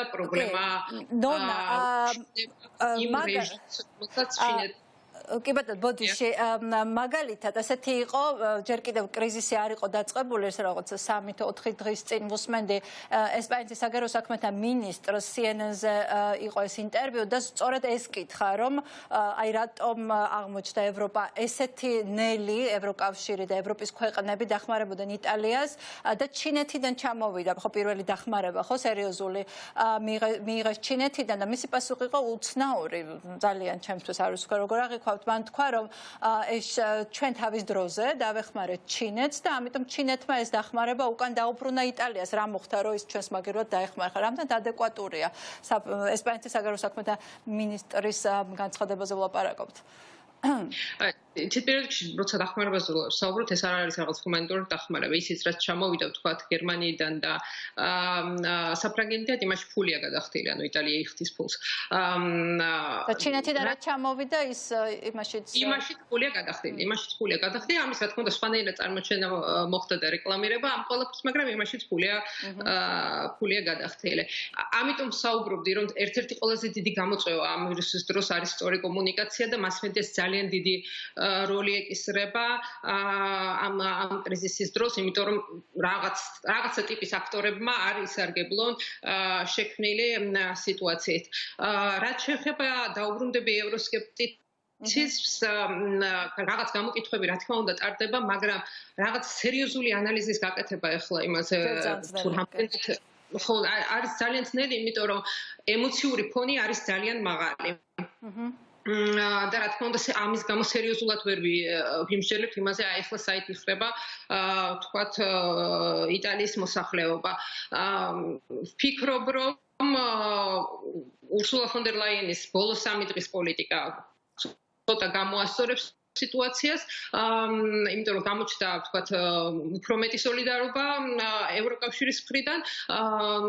პრობლემად რჩება ის ფაქტი, რომ ევროკავშირს როგორც ორგანიზმს არ გააჩნია ჯანდაცვის სფეროში კომპეტენცია და შესაბამისად არ არსებობს რაღაც ერთიანი ჯანდაცვის პოლიტიკა და ამას არ უნდა ველოდოთ და ამაში ვერც მერკელს დავადანაშაულებ ვთქვათ და ვერც სარკოზის ან კონტეს. გასაგებია, აი ახლა რა ტიპის მაინტერესებს რა ტიპის პოლიტიკური დებატები მიდის იტალიაში, აი ტელევიზიებში რა ხდება, ну მხოლოდ კორონავირუსია ლაპარაკი თუ ამ ვირუსს თქვა პოლიტიკური შედეგებს უკვე იმკის ხელისუფლება გაიზარდა თუ არა, ხო იქ სალვინიზე ლაპარაკობდნენ რომ თქვა მისი ქსენოფობიური ასე თქვა მიმართულება კიდევ უფრო გაიზარდა, ну რა ტიპის პოლიტიკური დებატები მიდის შიგნით, არის ეს პროსახელისუფლება ანტისახელისუფლებო განწყობები როგორია, ანუ ასეთი კრიზისი პრინციპში ხარ ევროპაში ყველაზე დიდი კრიზისი იტალიაში და ეს კრიზისი ხელისუფლების პოპულარობაზე თუ პირიქით არაპოპულარობაზე რამდენად მოქმედებს. სხვათა შორის ხელისუფლების პასუხით იტალიაში მაყოფილები არიან და დღეს პრემიერ-მინისტრი კონტე, რომელიც ნახევრად უცნობი პერსონაჟი იყო, ერთ-ერთი ყველაზე ესე იგი ცნობადი სახეა და მოსახლეობის ძალიან დიდი ნაწილი უჭერს მას მხარს, გამოკითხვები ამას ამბობენ. რაც შეეხება პოლიტიკურ დებატებს, შეჩერებულია დებატები, ანუ ეს თვითონ ოპოზიციის მოთხოვნითაც ყველა ამბობს, რომ ახლა პოლიტიკის დრო არ არის და ძირითადად ეთერები ეთმობა ვირუსოლოგებს და თვითონ კორონავირუსის პრობლემაზე რაღაც დებატებს, პოლიტიკაზე როგორც წესი ოპოზიციის მხრიდანაც არ მიდის რაღაც საკითხის პოლიტიზირება.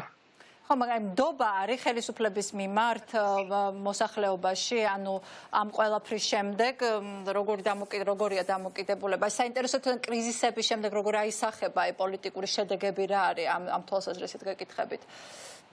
ამ ეტაპისთვის გუშინ ჩატარდა გამოკითხვები, ამ ეტაპისთვის მოსახლეობა ნდობას უხადებს პრემიერს. ან პრობლემები მთავრობას ამ ეტაპისთვის არ ექნება. რა იქნება კრიზისის შემდეგ, ვერაფერს უთქვით იქ ალბათ. ხო, რა შეიძლება, რომ აი როგორც კი მესმის, რომ პროგნოზირება ძნელი, აი, მაგრამ რა პროცესების განვითარებას ელოდებით, აი ამ რა ძვრებს ელოდებით, როდესაც ეს რაღაცნაირად პანდემია მეტნაკლებად ჩაივლის. აი პოლიტიკურ ძვრებს ელოდებით სერიოზულს?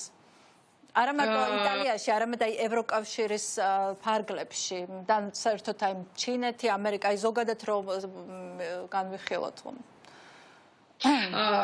იცით, ანუ რაღაცა სცენარებზე სპეკულირება არის ძალიან ძნელი, იმიტომ რომ ეს არის კრიზისი, რომელიც თავის მასშტაბით უფრო მეტია ვიდრე 2008 წლის ფინანსური კრიზისი და უფრო მეტია ვიდრე 2015 წლის 2016 წლის საემიგრაციო კრიზისი და ანუ რაღაცა სცენარების შექმნა სულ რეალურად რა ტიპის პრობლემები შეიძლება შექმნეს ეს ცხადია, მაგრამ რა მასშტაბის პრობლემები იქნება, რა თქმა უნდა ამის გათვლა ძალიან ძნელია დღეს და რა პასუხი შეიძლება ჰქონდეს ამაზე ევროკავშირს დღეს ვისაუბროთ ამაზე, მაშინ როცა ევროკავშირსაც არ აქვს თვითონ პასუხი, ევროკავშირს არ აღმოჩნდა პასუხი თუ როგორ უნდა ებრძოლოს ამ ვითარებაში რაღაც საერთო პრობლემა ჯანდაცვის სფეროში, რა თქმა უნდა რაღაცა ესეთ გრძელვადიან პერსპექტივაში გათვლილი ნაბიჯები თუ როგორ უნდა შევხვდეთ იმ პრობლემებს, რომელიც ეს კრიზისი გამოიწვევს, თქვათ, ეკონომიკურ, პოლიტიკურ, სოციალურ სფეროში ჯერჯერობით არ არსებობს და ჩემი მხრიდან რაიმეზე ლაპარაკი მხოლოდ სპეკულირება იქნება. თუმცა ვიცით, რომ 2008-2016 ფინანსურმა კრიზისმა 16 წლის საემიგრაციო ტალღამ გამოიწვია მთელი პოპულიზმის ტალღის წარმოშობა მთლიანად ევროპაში, ხო, მათ შორის იტალიაშიც და რადგან ეს მეციღარიბეს გამოიწვევს, ალბათ ამ ტალღის ესეც ავარაუდოდ არავინ არ იცის, ამ ტალღის გაგრძელებას უნდა ველოდეთ, რას ფიქრობთ? ანუ აქაც მოსაზრება არის, ვთქვათ, ექსპერტები, რომლებიც მიიჩნევენ, რომ ხო, ვთქვათ, ევროსკეპტიკოსების დრო დგება და არის მოსაზრება, რომლებიც ფიქრობდნენ, რომ რამდენადაც ცოტა პარადოქსული სიტუაცია, კორონა მოითხოვს საზღვრების ჩაკეტვას, მაგრამ მისი დამარცხებას და აი პრობლემებს გადაჭრას, რასაც კორონა გამოიწვევს, შემდეგ საზღვრების გახსნა სჭირდება და უფრო მეტი გახსნილობა. ასე დაახლოებით აი ამ ორი მიმართულებით მერყეობს დღეს დებატები. ნუ ყოველ შემთხვევაში ფაქტია, რომ ძალიან მნიშვნელოვანი ძვრების წინაშე რაღაცა დიდი კატაკლიზმების წინაშე ვდგავართ და ეს აუცილებლად გამოიწვევს სერიოზულ ძვრებს მსოფლიო პოლიტიკაშიც და საერთაშორისო ურთიერთობის დღის წესრიგშიც. ნონა, ძალიან დიდი მადლობა, რომ მიყავით ჩვენთან ერთად დავაკვირდეთ მოვლენებს და მგონია, რომ თქვენც აუცილებლად დაგიბრუნდებით. დიდი მადლობა. ხო, მოკლედ ისევ საერთაშორისო პოლიტიკიდან და პოლიტიკური შედეგებიდან ისევ სამედიცინო ნაწილზე გადმოვიდეთ და ხო, რას ვამბობდით აი იმაზე გაგაწყვეტინეთ გადამზადებაზე, ნიღბებზე და ასე შემდეგ. ხო, გადამზადებაზე დათომ რაც თქვა რა, პირველ რიგში უნდა იყოს აღებული ორიენტირი ამ ახალბედა, დამწყებ და ენთუზიაზმით მართლა სავსე ექიმებზე, ექთნებზე და მედპერსონალზე, იმიტომ რომ ესე ამხელა რისკზე მიშვება, ასე ვთქვათ, შეიძლება იყოს კატასტროფის მომტანი ცხადია, იმიტომ რომ მთელი გულით უდგებიან საქმეს, მაგრამ იქ ერთი შეცდომა ძალიან ძვირი დაждდება, ანუ მთელი პრობლემა. წირავთ, რაც თავარია, ამ რა ვიცით რისკს. ხო და მთელი პრობლემა და იმისი რა ქვია, სპეციფიკა არის ბოქსირებულ პალატაში ტექნიკურად მუშაობა, როგორ იმუშაოთ პაციენტთან, როგორ ჩავიცოთ ეს ეკიპირება, როგორ გავაკეთოთ, ასე ვთქვათ, სხვადასხვა პროცედურა და ასე შემდეგ და ასე შემდეგ. ნუ იქ მე სტრუქტურაც ცალკე ცხადია უნდა იყოს მზად და თავის ვენტილაცია იქნება შემსვლელი გამსვლელი კარები თუ ასე შემდეგ ეს ბოქსირებული იმიტომ ქვია, რომ განსხვავებულია სხვა პალატებისგან და გადამდები დაავადებებისთვის არის გამოყოფილი. და შემდეგ უკვე უნდა იყოს სხვა გეგმები დასაყრდენ. მე წარმოდგენა არ მაქვს ჩვენ როგორ ვართ ამ კუთხით მართლა არ ვიცი ვინ როგორ რამდენი და რანაირად გადამზადდა ერთადერთი ეს ვიცი როგორც არ არის ხო საჯარო ინფორმაცია არ არის ალბათ ხო მე არც არ გამიგია და ანუ დათომ რა თქვა პირველი უნდა იყოს აქცენტი აღებული ამ ახალბედებზე გამოსტილი ექიმები უფრო მარტივად გამომკლავდებიან ამას უბრალოდ რაღაცა ეკიპირებას თუ მივიღებთ ახალს და რაღაცას იმის გადამზადება დაჭირდებათ რომ ვისწავლოთ ნიღაბი როგორ გავიკეთოთ როგორ ჩავიცვათ და ასე შემდეგ ანუ საზოგადოებაში რო არის გავრცელებული რომ ეს ნიღაბი თქვა მარტივი რაღაცა არ არის თლად ესე ყველაფერს თავისი სწავლა უნდა და ყველაფერს თავისი გამოცდილება და ასე შემდეგ ეს ჭირდება. იმას რაც შეეხება კლინიკებს რაც შეეხება და კერძო იმას რა ქვია, კერძო სექტორის ჩართვას, რა თქმა უნდა, თუ როცა ესეთი სიტუაციაა, კერძო სექტორი კარგი იქნება თუ ჩაერთვება, მაგრამ აქაც იმასთან მივიდივარ, თუ კი ეს არ იქნება მომზადებული კონკრეტულად ამ ტიპის დაავადების სამკურნალოდ იქნება თუ გასაჩერებლად, რა თქმა უნდა, ცუდის მომტანი იქნება. თუ არის ეს მზად და თუ იქნება შეთანხმება და როგორც ვიცი, შეთანხმება რაღაც ზონაზე ის არის გაკეთებული, ძალიან კარგი, რა თქმა უნდა, თუ გვაქვს ამის საშუალება, შვენიერი, ამაზე კარგი რა შეიძლება იყოს. გადამზადებას და იმას რაც შეეხება და მოდი აი კომუნიკაციაზე რო საუბრობთ, სამეცნიერო კომუნიკაციაზე, ძალიან საფრთხილოა ნებისმიერ რეკომენდაციის გაცემა, როგორ უნდა გავცე, სულ რო სწორი რეკომენდაცია ვისაუბროთ, შეიძლება ისე ვისაუბროთ, რომ არასწორად აიღოს ადამიანს. მაგალითად ის რომ რო აიღოთ ნებისმიერი რეკომენდაცია, რაც საერთაშორისო რეკომენდაციაა საუბარი, რო აიღოთ და გადახედოთ, არსად იქ საზოგადოებისთვის განკუთვნილ რეკომენდაციებზეა საუბარი. და არა სამედიცინო პერსონალს, არსად იქ ნიღაბი არ წერია. ნიღაბი არის უეფექტო, აბსოლუტურ უმრავლეს შემთხვევაში, ან მისი ეფექტიანობა დადასტურებული არ არის. მაგრამ პირველი რაც მოხდა, როგორც კი ეს ამბავი დაიწყო, ნიღბები გაქრა. და ტუალეტის გახალდა. ხო, ტუალეტის გახალდი საერთოდ ისე. ესა, ამასა ვერავით ვერ ხსნის, ასე ჩვენც შევეცდები. ხო, ანუ ზედმეტად თუ კი რამეს გავაკისე, არ მინდა გამოვიდეს რომ თქვა ნიღბის გაკეთება აკრძალულია, რა თქმა უნდა, არ არის ეს აკრძალული. უბრალოდ აი იმ მსგავსი ზედმეტი მოქმედების გაკეთება. და გადაიხდით, მოკლედ თუ არ გჭირდებათ ნიღაბში, როგორც სუმცირე შეგვიძლია ვთქვათ, რომ აი 150 ლარს ერთ შეკვრა ნიღაბში ნუ გადაიხდით, რომელიც ადრე 7 ლარი ღირდა. და დღეს ხო და ანუ თუ კი ზედმეტად გვინდა რაღაცების გაკეთება, კი ბატონო, მაგრამ მთავარია კონცენტრირდეთ ძირითად და ეფექტურ რეკომენდაციებზე.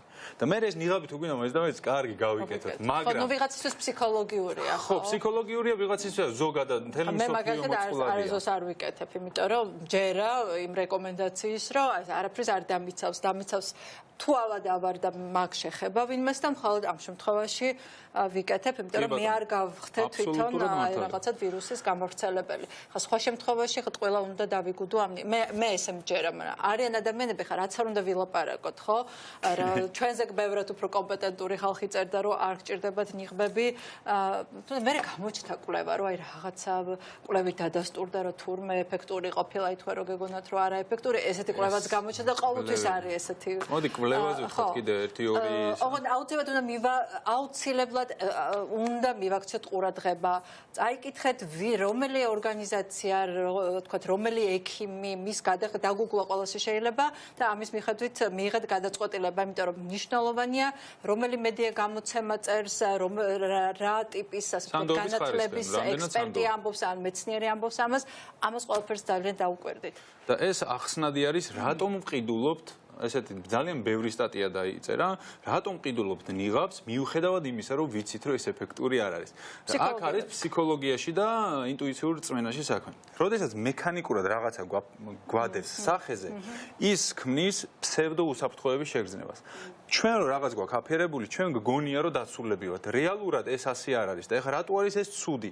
აი ამ ფსევდოუსაფრთხოების შეგრძნებამ შეიძლება მიგვიყვანოს იქამდე, რომ ის ძირითადი რეკომენდაციები უკვე აღარ შევასრულოთ, იმიტომ რომ გგონია რომ ნიღაბი გიკეთე, გგონია რომ დაცული ხარ და აღარც ხელს დაიბან, სოციალურ დისტანციას არ დაიცავ და ასე შემდეგ და ასე შემდეგ. ამ ყველაფერს უგულებელყოფ, ხარ იმედი ნიღბის იმედზე და რეალურად ხდები უკვე მოწყვლადი და შემდეგ ჯერ თავის თავს დაასნებოვნებ, რა თქმა უნდა და მე გავრცელებ. შესაბამისად უნდა გვახსოვდეს, რომ თითოეული კვლევის კითხვა, თუნდაც სანდო წყაროს კვლევას თავისი წესი აქვს და ისწავლება, კვლევა რო წავიკითხოთ და იქიდან სწორი დასკვნა გამოიტანოთ, ამას სწავლა ჭირდება.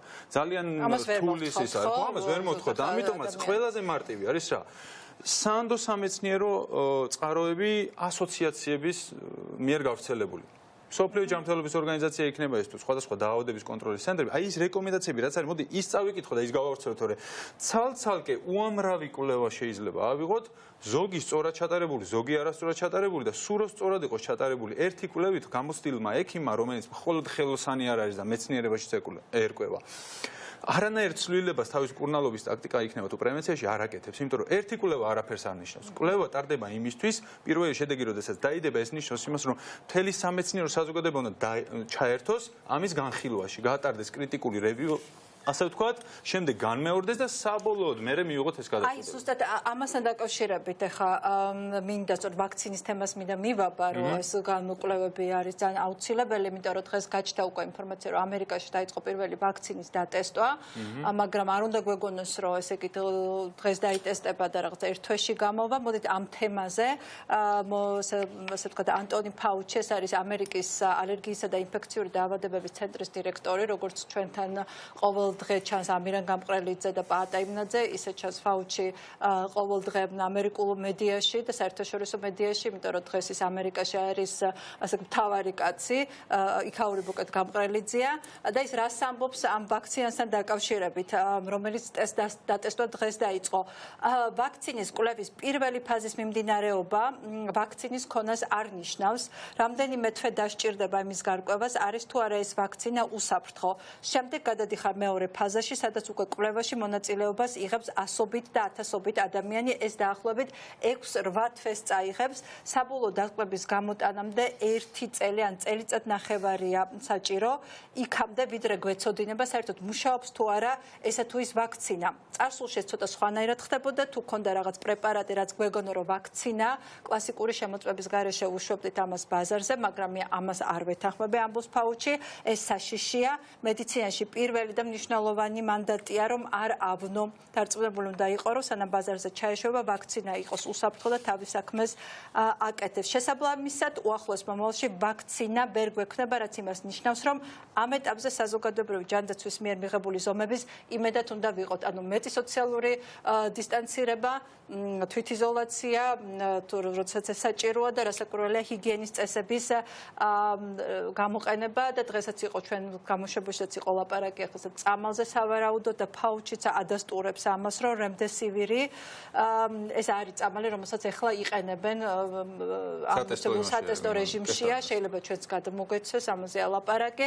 ნუ ყოველ შემთხვევაში ჯერჯერობით რაც აჩიკომ თქვა, ხო, ერთი კვლევა, რაღაცა მოკლეხნიანი დაკვირვება. მხოლოდ ერთი მითური წარმოუდგენელია, ამაზე ზოგადად შეიძლება შეიძლება. ხო, ამას ეს არ ნიშნავს, რომ ეს რაღაცა გაიდლაინს ჩაიწერება, მაგრამ დღეს რადგან სხვა გამოსავალი არ არის, იყენებენ ამ წამლებს და თან პროცესში აკვირდებიან ამას და ვნახოთ ამ რემდევისთან დაკავშირებით ასევე რა გამოჩნდება.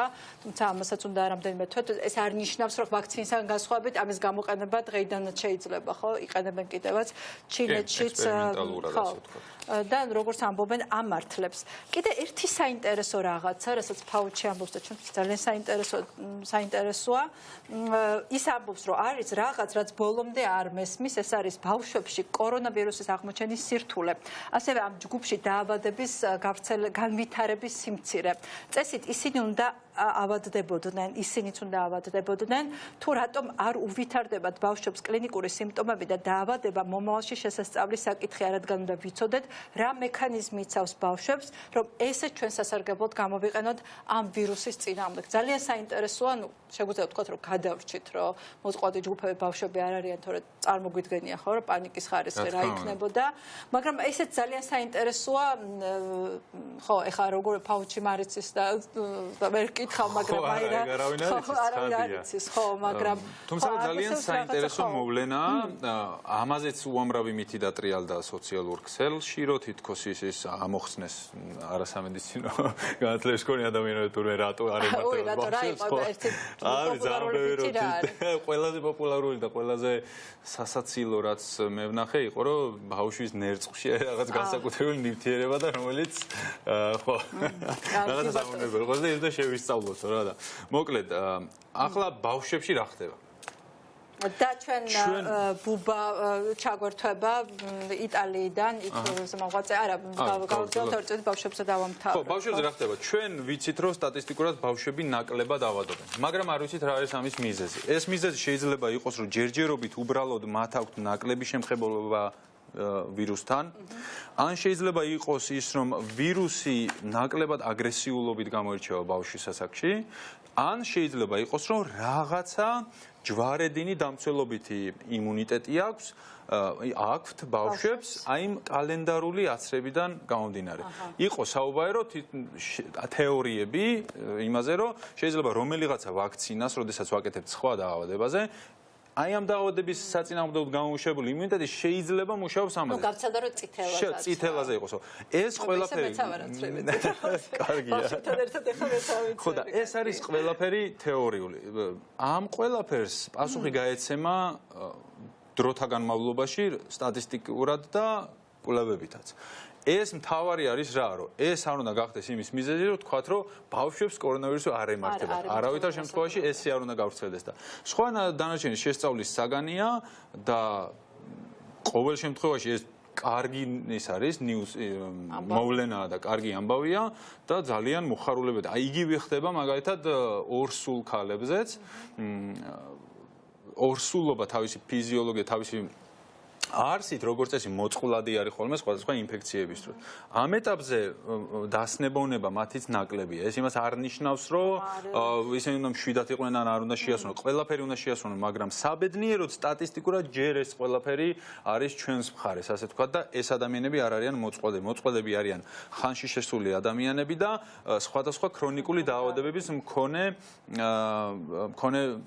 ინდივიდები და აი აქაც მინდა ხაზი გაუსვა. ესეც არ ნიშნავს იმას, რომ მხოლოდ მათთვის არის საშიში, როდესაც ვამბობთ, რომ იღუპება უმეტესობა რისკ ფაქტორის მქონე ადამიანი, ეს იმას არ ნიშნავს, რომ ის ნაკლებად გვადარდებს და თქვენ კარგად იყავით, ნუ გეშინიათ. არა, პირიქით, ჩვენ როდესაც რისკ ფაქტორებს უსვამთ ხაზს და რომ ვამბობთ, რომ მოხუცი ადამიანი უფრო მალე მოწყვლადია და შეიძლება უფრო მარტივად დაიღუპოს ამ ინფექციით, ან გულსიზრდათა დაავადების მქონე ადამიანი შეიძლება უფრო მალე დაიღუპოს. ეს არის სიგნალი ახალგაზრდებისთვის და ჩვენთვის, ვისთვისაც ეს უფრო მარტივად გადატანილი იქნება, რომ მათ გაუფრთხილდეთ, იმიტომ რომ ისინი კი არიან მოწყვლადი ჯგუფი და რისკ ფაქტორებში კი ისინი ზიან, მაგრამ ჩვენ ხვდებით გამავრცელებლები, იმიტომ რომ ჩვენმა დაუდევრობამ შეიძლება ისინი დაღუპოს.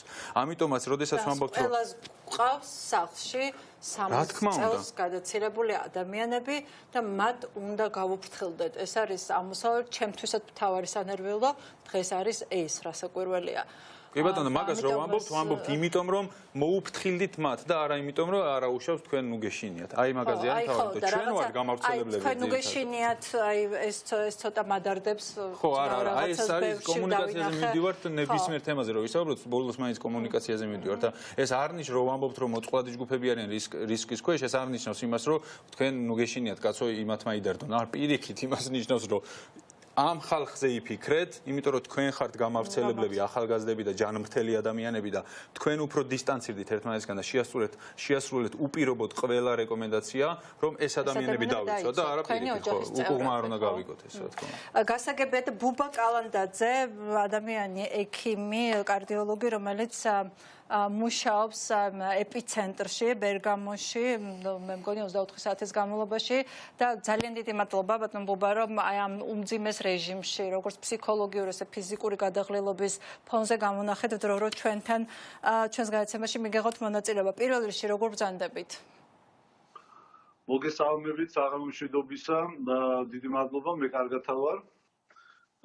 ჯერჯერობით იმედი ესე კარგად გავაგრძელებთ მუშაობას.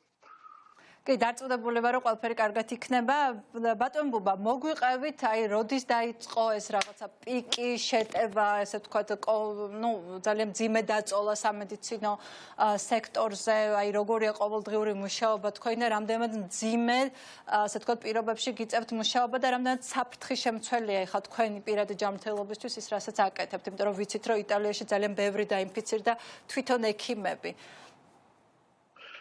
დიახ, ნუ ეს დაიწყო, მოგეხსენებათ კარგად, სადღაც თებერვლის 20 რიცხვის შემდეგ დაიწყო უკვე ამ ვირუსის გავრცელება იტალიაში, მაგრამ სამწუხაროდ თავიდან ეს ცნობილი არ იყო, ზუსტად ამის გამო გავრცელდა ალბათ ესე ძალიან და ეხა იტალიაში იმიტომ გვაქვს ესეთი დიდი რაოდენობა პაციენტების, იმიტომ რომ სადღაც პირველი 2 კვირის განმავლობაში არ ჩანდა არც ერთი დაავადებული, ეს მიდიოდა უსიმპტომოდ და შემდეგ დაუშვათ უცებ ერთი დღიდან მეორე დღე გათენდა და უცებ აღმოაჩინეთ, რომ არის თურმე 50 ადამიანი დაავადებული, რომელიც სხვათა შორის აქ შორს არ არის ბერგამო და ბერგამოს ერთ-ერთი პროვინცია არის ლოდი, პატარა ესეთი დასახლებული ადგილი, პატარა ქალაქი. სადაც აი იქიდან დაიწყო აფეთქება. მაგრამ ჩვენ რო გვეგონა რომ ეს იქ არის მარტო და ამ ლოდის იზოლაციით მოხდებოდა დაუშვათ რაღაცის გამოკეთება, სიტუაციის გამოკეთება, ეს იყო შეცდომა, იმიტომ რომ ლოდი ეს იყო აისბერგის მწვერვალი, რომელიც გამოჩნდა და იმ პერიოდში ამ 2 კვირის განმავლობაში მანამ ლოდისში რაღაცა გამოჩნდებოდა. იმდენი ადამიანი დაინფიცირდა უკვე ბერგამოს პროვინციაში და საერთოდ ლომბარდიაში, რომ ეხა ის დაუშვათ თქვენ კარგად მოგეხსენებათ, რაოდენ დიდი არის რიცხვი ამ დაავადებულების. რაც შეეხება სიკვდილიანობა არის ძალიან მაღალი, კიდე აი დღესაც 300-ზე მეტი კაცი დაიღუპა. აი ამას როგორ ხსნით, ბატონ ბუბა? იცით რატო არის ალბათ სიკვდილიანობა მაღალი? იმიტომ რომ ჩვენ არ ვიცით კიდევ რეალური რიცხვი იმ დაავადებული ადამიანების, პაციენტების, რომლებიც ყავს და ამიტომ ჩვენ ვიცით მხოლოდ სიკვდილიანობას პრინციპში აქ იტალიაში ითვლება მხოლოდ ის ადამიანები, რომლებიც ვიცით რომ დაავადებულია და ესეთი ადამიანები არიან მარტო ისინი, ვინც ჰოსპიტალში არიან მოთავსებული, იმიტომ რომ სამწუხაროდ სამხრეთ კორეისგან განსხვავებით ჩვენ იტალიაში არ ქონდა მაგისი შესაძლებლობა და არავის არ გაუკეთებია რომ ყველას გაეკეთებინა დაუშვათ აი ეს ნაცი ტესტირება. ამიტომ ჩვენ ვიცით ეს სიკვდილიანობა არის ასე ვთქვათ ჰოსპიტალური სიკვდილიანობა. ესე იგი ის ადამიანები, რომლებიც უკვე შემოსული არიან საკმაოდ მძიმე მდგომარეობაში და ამის გამო სიკვდილიანობა არის დაახლოებით სადღაც 7-8%. რომელიც გაცილებით უფრო მაღალია ვიდრე ასე თქვა ზოგადი სიკვდილიანობა, იმიტომ რომ იყო ხო 3% საშუალოდ, იცულება ეს რასაკვირველია. ანუ თქვენც იგივე თეორიას ეთანხმებით, ხო წეგან ვახსენე რომ ვუსმენთ ერთ სპეციალისტს, რომელიც ამბობდა რომ იმდან მაღალი ეს სიკვდილიანობა და განსხვავებულია ზოგადი სხვა მონაცემებისგან, რომ ეს ნიშნავს რომ გაცილებით მეტი დაინფიცირებული ადამიანია, ვიდრე სტატისტიკა ამას აღრიცხავს. დიახ, ზუსტად მაგაშია საქმე, იმიტომ რომ ჩვენ რეალურად არ ვიცით, რამდენი ადამიანი არის დაავადებული და მე მგონი ძალიან დიდი პროცენტი არის, ალბათ შეიძლება სადღაც 70-80%-იც კი იყოს უკვე ლომბარდიაში ამ ვირუსით დაავადებული და ამის გამო არის რომ სიკვდილიანობა ჩანს უფრო მაღალი და სინამდვილეში ალბათ იგივენაირი სიკვდილიანობა იქნება, როგორც დაუშვათ არის მთელ მსოფლიოში სადღაც 2%. სამხრეთ კორეაში დაუშვათ არის სადღაც 0.8%. რა ეს მეტნაკლებად, მაგრამ აი ესეთი დიდი განსხვავება მარტო ამით შეიძლება იყოს განპირობებული ჯერჯერობით. იმიტომ რომ ჯერჯერობით კიდევ ვიმეორებ ამ ჯერჯერობით ზოგი ვნახე ხა რაღაც სხვადასხვა ალო ხო, რაღაც ტექნიკური პრობლემა გვაქვს და ცოტა ხანში მოვაგვარებთ ამ პრობლემას და დაგიბრუნდებით. მოკლედ ეს იყო ბუბა კალანდაძე, რომელიც იტალიიდან გვერდებოდა იმ რეგიონიდან, სადაც პირველი აფეთქება მოხდა და სადაც დღემდე არის ძალიან დიდი დატვირთვით მუშაობენ საავადმყოფოები და შესაბამისად ექიმები და მართლაც ესეა, ანუ ეს სიკვდილიანობა იწვევს დიდ სტრესს, ხო, ძალიან მაღალია და როგორც ეხლა ვილაპარაკეთ, რომ გაცილებით ბევრი ადამიანია დაავადებული რეალურად მილიონზე მეტ არის ლაპარაკი, ხო, ვიდრე ვთქვათ, მაგრამ ამის აღნუსხვა ვერ ხდება. ისევ ესე გვაქვს საშუალება ბუბა კალანდაძეს დავუბრუნდეთ. ბატონ ბუბა, თქვენი ყოველდღიური ეხა როგორ რა ხდება, ძალიან მაინტერესებს მე პირადად საავადმყოფოებში როგორ ვითარება. თან თქვენ ხართ ერთ-ერთი ეპიცენტრი, ხო? თუ თქვათ გადავიდა ეპიცენტრი უკვე სხვა რეგიონზე, როგორ არის ახლა? არა, ეს ეპიცენტრი სამწუხაროდ და სამედრიოდ რომ სხვაგან ჯერ ესე არ არის. რჩება ლომბარდია და განსაკუთრებით ბერგამოში ყველაზე დიდი საავადმყოფო რომელიც არის, ქვია პაპაჯოვანი 23, სადაც არის ძალიან დიდი ინტენსიური თერაპიის გაყოფილება, სადაც დაახლოებით 90 ადგილი არის ინტენსიური თერაპიაში. ეს ინტენსიური თერაპია თითქმის უკვე სავსე არის, ამიტომ პაციენტების გადაყვანა უწევთ სხვადასხვა საავადმყოფოებში და ასევე სხვა ქალაქებშიც, რომ ადგილი გამომთავისუფლდეს დაუშვათ იქ ახალი შემოსული პაციენტებით.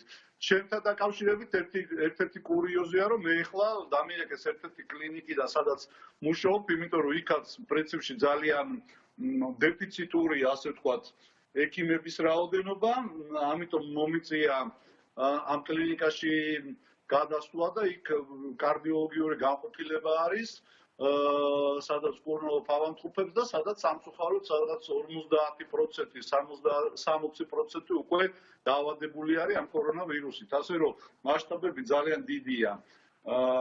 მე იმედი მაქვს, რომ ის ერთი კვირის სადღაც 7-8 დღეზე გამოცემული, ასე ვთქვათ, გამოცხადებული კარანტინი თავის მაინც ეფექტს გამოიღებს. აი ხო, როდის წამოვა ქვემოთ აი ეს პროცესი ხარი? აი სულ მე პირადად უკვე აი ყოველ დღე ვაკვირდები, იმიტომ რომ უკვე აი ის არის თითქოს იტალიაში რომ დაიწყებს დაკლებას, აი რაღაც ფსიქოლოგიური მომენტიც არის, მაგრამ ჯერ არ იკლებს. ჯერ არ იკლებს, იმიტომ ამას რა თქმა უნდა დრო ჭირდება, იმიტომ რომ ჩვენ ვახავთ აღმავალ ხაზზე, პიკზე არ ვართ მისული ჯერ, იმიტომ რომ ჯერ აი ესეთი კარანტინი ასე ვთქვათ, იძულებითი დაიწყო მხოლოდ და მხოლოდ ერთი კვირის წინ, ну ცოტა 7-8 დღის წინ. ამიტომ ამას რა თქმა უნდა დრო ჭირდება, ალბათ კიდე დაჭირდება 1-10 დღე მაინც, იმიტომ რომ უფრო და იმედია რომ ამ 10 დღის შემდეგ მივახცევთ პიკს და შემდეგ დაიწყება ნელა ქვევით ჩამოსვლა. ხა მთავარი პრობლემა ის არის, რომ ეს გავრცელება ისე ჩქარა არ უნდა მოხდეს, რომ ჩვენ არ შეგვეფრას პრობლემები, რომელიც უკვე პრინციპში გვაქვს სამავთყოფოში და ინტენსიურ თერაპიაში. აი ეს არის ყველაზე რთული პრობლემა გადასაწყვეტი, იმიტომ რომ თუ ინტენსიურ თერაპიაში მე ადგილები აღარ იქნება, ის სიკვდილიანობის პროცენტი კიდევ უფრო გაიზრდება, რა თქმა უნდა. გასაგებად, აი თვითონ მედპერსონალი რამდენად უკვე ხო ამ რაღაც რეჟიმში, არანორმალურ რეჟიმში გადაღლილი, ბევრი დაინფიცირებული, აი ეს ამ ზუსტად ამ 10 დღიან პიკს რამდენად გაუძლებს, ხო ეგეც ხო საინტერესოა. თქვენ კი ძალიან ხნეთ და ყოჩაღად გამოიყურებით, ეგეც უნდა ვთქვა.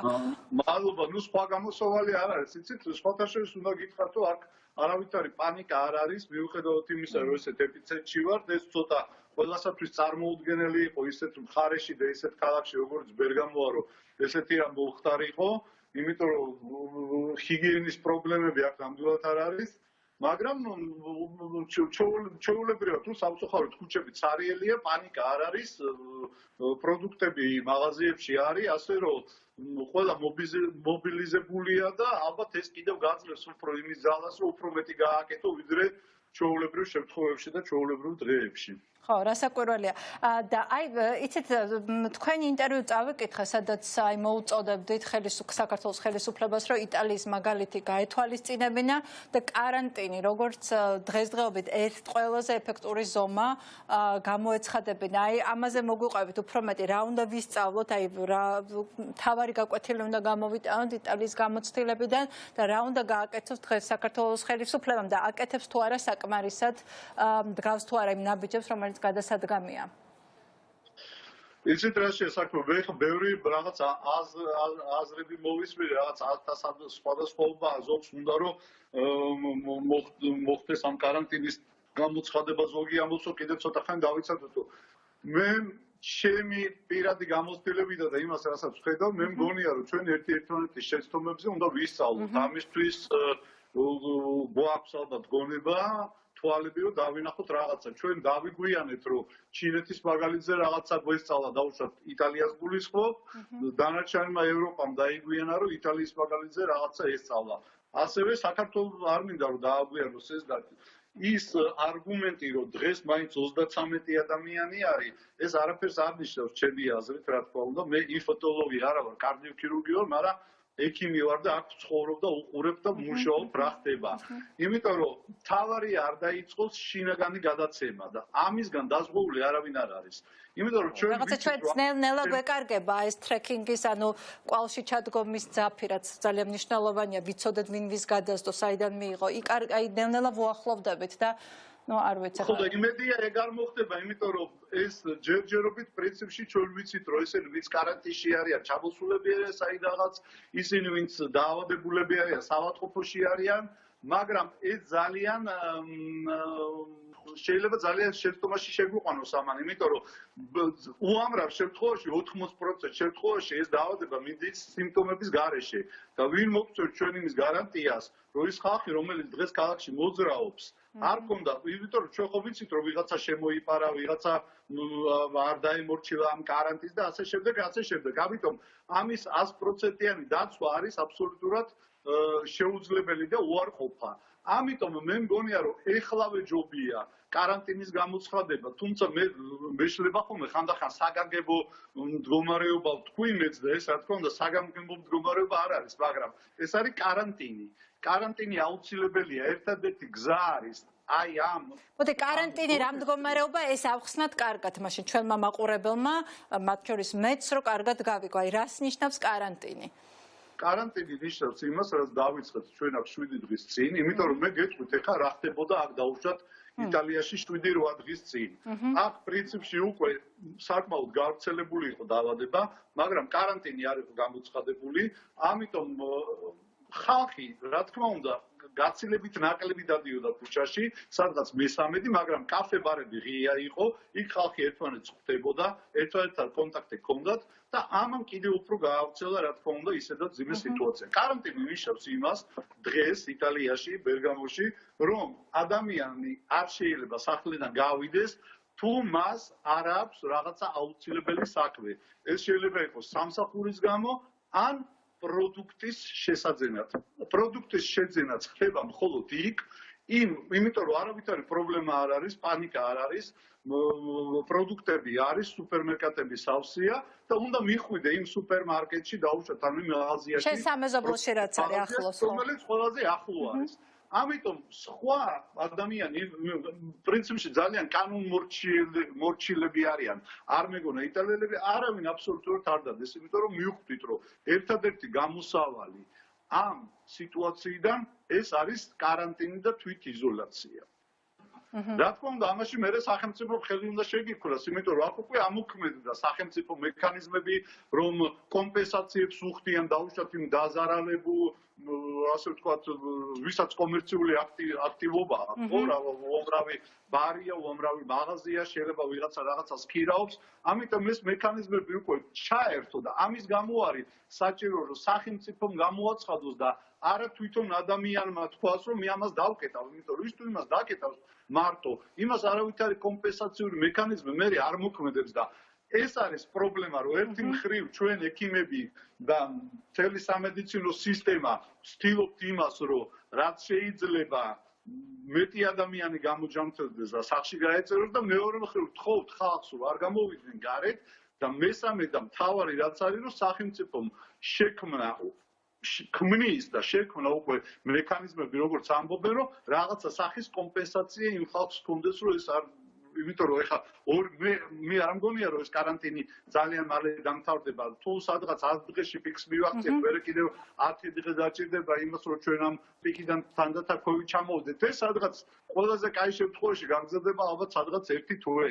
ამიტომ არის აუცილებელი ჩემი აზრით, რომ მე ხლა საქართველოში მანამ ესეთ პანდემიასთან არ აქვს საქმე, ეხლავე დაიწყოს ეს იზოლაცია, რომელიც ალბათ უფრო ნაკლები ხანი გაგრძელდება, ვიდრე ჩვენ ახლა მოვიცეთ. კი, ბატონო, აბსოლუტურად ესე იგი ირმა კვიცარიძის და თქვენი აზრი აბსოლუტურად ემთხვევა ამ შემთხვევაში ერთმანეთს და თქვენ ხართ ადამიანები, რომელიც თქვენ თვალწინ გაიარა ამ ყველაფერმა, ამიტომ მგონია რომ თქვენი რეკომენდაციები არის აი წყალგაუმტარი და რეალობის უკიდურესად კარგად ამსახველი.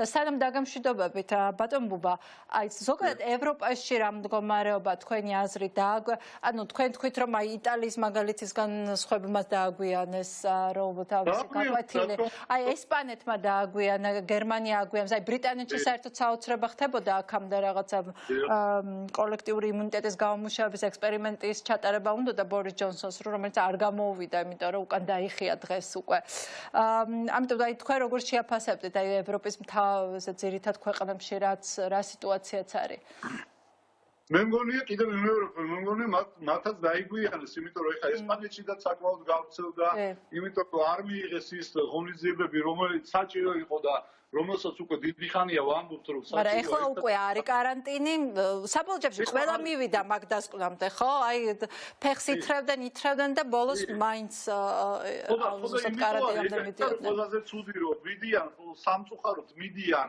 დაგვიანებულები და როცა სხვა გამოსავალი აღარ არის და როცა უკვე სიტუაციას ვეღარ მართავ, ხო? ხო, და თვითონ რომ მოხდებათ რაღაც კომბალი თავში, აი მე იწყებენ რაღაცების კეთებას და მანამდე ამ დროს შეიძლება ეს ყველაფერი უკვე დიდი ხანი არის რაც არსებობს ეს კორონავირუსი უკვე გავიდა რამოდენიმე თვე, ხო, ამის განმავლობაში ჩვენ შეგვიძლია რაღაცა მაგალითი გვესწავლა, რაღაცნაირად მომზადებული ყავთ. ჩვენ ახლა დაუშვათ იტალიაში პრობლემა არის კიდევ ის რომ სახარჯო მასალაც აღარ არის იმდენი და პრინციპში დიდი დეფიციტი არის იგივე ამ ნიღბების, რომელიც ჩვეულებრივი ნიღბები არ არის, სპეციალური ნიღბებია, რომელიც საჭიროა რომ საავადმყოფოებში და კლინიკებში გქონდეს ერთჯერადი ხალათები და ეს დაცვის საშუალებები, დაუშვათ იმაზე ლაპარაკი არ არის, რომ დაუშვათ სასუნთქი აპარატები და ასე შემდეგ, ასე შემდეგ. იმედია რომ გვექნება დრო რომ ეს ყველაფერი მოვამზადოთ, ეს ყველაფერი შევისყიდოთ, რომ ექიმები ისინი რომელსაც გადამზადება ჭირდება, ექთნები რომელსაც მომზადება ჭირდება, რომ გაუმკლავდეთ აი იმ ნაკადს, რომელიც პრინციპში არ წყდება. და მაგის იმედი გვაქვს, იმიტომ რომ სხვანაირად ალბათ რაღაც ძალიან ცუდი შედეგები შეიძლება მივიღოთ. ეს რა თქმა უნდა, მე იმის გამო არ ვამბობ, რომ რაღაც პანიკა იყოს, ვიმეორებ, აქ არის პანიკა არ არის, ჩვეულებრივად მუშაობ და ვაკეთებ იმასაც უნდა გავაკეთოთ. საქართველოსაც არ აქვს არავითარი მიზეზი, რომ რაღაცა პანიკაში ჩავარდეს ხალხი და არაადეკვატური მოქმედებები დაიწყონ, მაგრამ ერთადერთი რაც შეგვიძლია გავაკეთოთ, რომ ერთად ვებრძოლოთ ამ ვირუსს, ეს არის იზოლაცია. კი ბატონო, სხვა ასე ვთქვათ, ბრძოლის სხვა მეთოდი ჯერჯერობით არ არსებობს სამწუხაროდ. კიდევ ერთხელ ვამბობთ, რომ ვაქცინაცია დღეს დაიტესტა პირველი ვაქცინა, აგერ კადრებიც გავრცელდა, აჭკომა ჩვენამ და როგორ უკეთებდნენ, ასე ვთქვათ, მოხალისეს ამ პირველ ვაქცინას, მაგრამ როგორც ფაუჩი ამბობს, ამერიკის ასე ვთქვათ, მთავარი ადამიანი დღეს ამას ჭირდება კარგ შემთხვევაში 1 წელი. თუმცა ზოგიერთი ვირუსოლოგი ამბობს, რომ 1 წელზე ნაკლებ დროში უნდა საჭიროა, რომ ეს ვაქცინა ამუშავდეს და წამლებიც იტესტება, მაგრამ ჯერ ზუსტად რაც ვიცით, რას მუშაობს, ეს არის სოციალური დისტანცირება, იზოლაცია, კარანტინი და ყველა ამ გზით უნდა წავიდეთ აუცილებლად. ჰიგიენის დაცვაზე აღარაფერს არ ვლაპარაკობ, ეს არის აუცილებელი და ძალიან მნიშვნელოვანი. ბატონ ბუბა, უღმესი მადლობა, რომ იყავით ჩვენთან ერთად, წარმატებებს და გამძლეობებს გისურვებთ და ჯანმრთელობას, რაც მთავარია. კარგად გრძანდებოდეთ. ძალიან დიდი მადლობა, კარგად გრძანდებოდეთ, წარმატებები თქვენ. დიდი მადლობა. აჩიკო, შევაჯამოთ ხო და დავამშვიდობოთ ჩვენს მაყურებელს. ხო, აუცილებლად უნდა გვახსოვდეს ის, რომ რა ინფორმაციასაც არ უნდა ვიღებდეთ, ამან არ უნდა გადაფაროს ჩვენი აზროვნება და ჩვენი ყურადღება არ უნდა გადაიტანოს სხვა რაღაცაზე, გარდა ოფიციალური რეკომენდაციებისა. ოფიციალური რეკომენდაციების ყველა რეკომენდაციის უპირობო შესრულება არის ერთადერთი ბერკეტი პანდემიის დასამარცხებლად და ეპიდემიის დასამარცხებლად. ანუ ეს ყველაფერი რომ მოხდეს სოციალური დისტანცირება, ბევრი არ ვიაროთ გარეთ და ასე შემდეგ და ასე შემდეგ.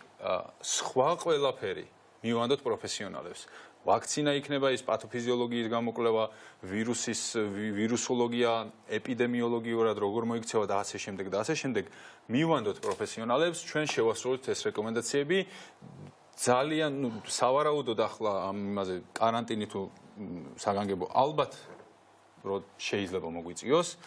კითხვა არის როდის უნდა გავაკეთოთ, მაგრამ ჩვენ თუ ამ ყველაფერს გავაკეთებთ უპირობოდ, ყველაფერი იქნება კარგად და პროაქტიულად, რა თქმა უნდა, და ყველაფერი იქნება კარგად. წინააღმდეგ შემთხვევაში სამწუხაროდ იქნება ძალიან ცუდი შედეგები და დადებით ნოტაზე დავამთავროთ მაინც, რომ შეგვიძლია ამის გაკეთება, ყველაფერი არის ჩვენს ხელში. თითოეული ჩვენთაგანის პასუხისმგებლობა არის ძალიან მაღალი ეპიდემიის მართვების დროს. კი ბატონო, ძალიან დიდი მადლობა აჩიკო. კიდევ ერთხელ აი ესე დავამშვიდობოთ, ეს არის ჩვენი ასე თქვა მართლა არ ჩავმერთვები არავისთვის ხელი შემიძლია ვიამაყო, იმიტომ რომ აი ჰაერში გაწვრთნილ ხელს უცებ უკან მიმაქვს, არც არავისთვის არ მეკოცნია ამ ხნის განმავლობაში.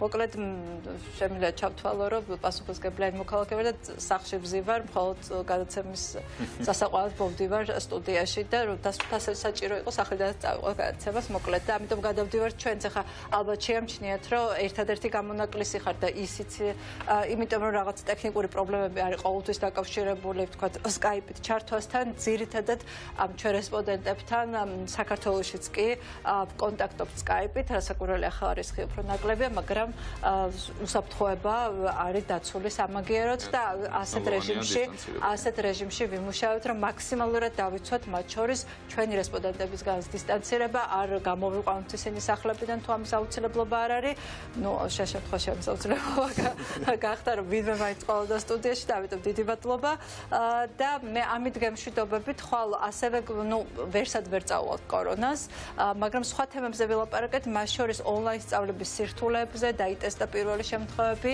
გვეყოლებიან ძალიან საინტერესო სტუმრები და ასევე სხვა თემებზე რომლებიც ასე თუ ისე მაინც კორონას უკავშირდება კარგად ზენდებოდეთ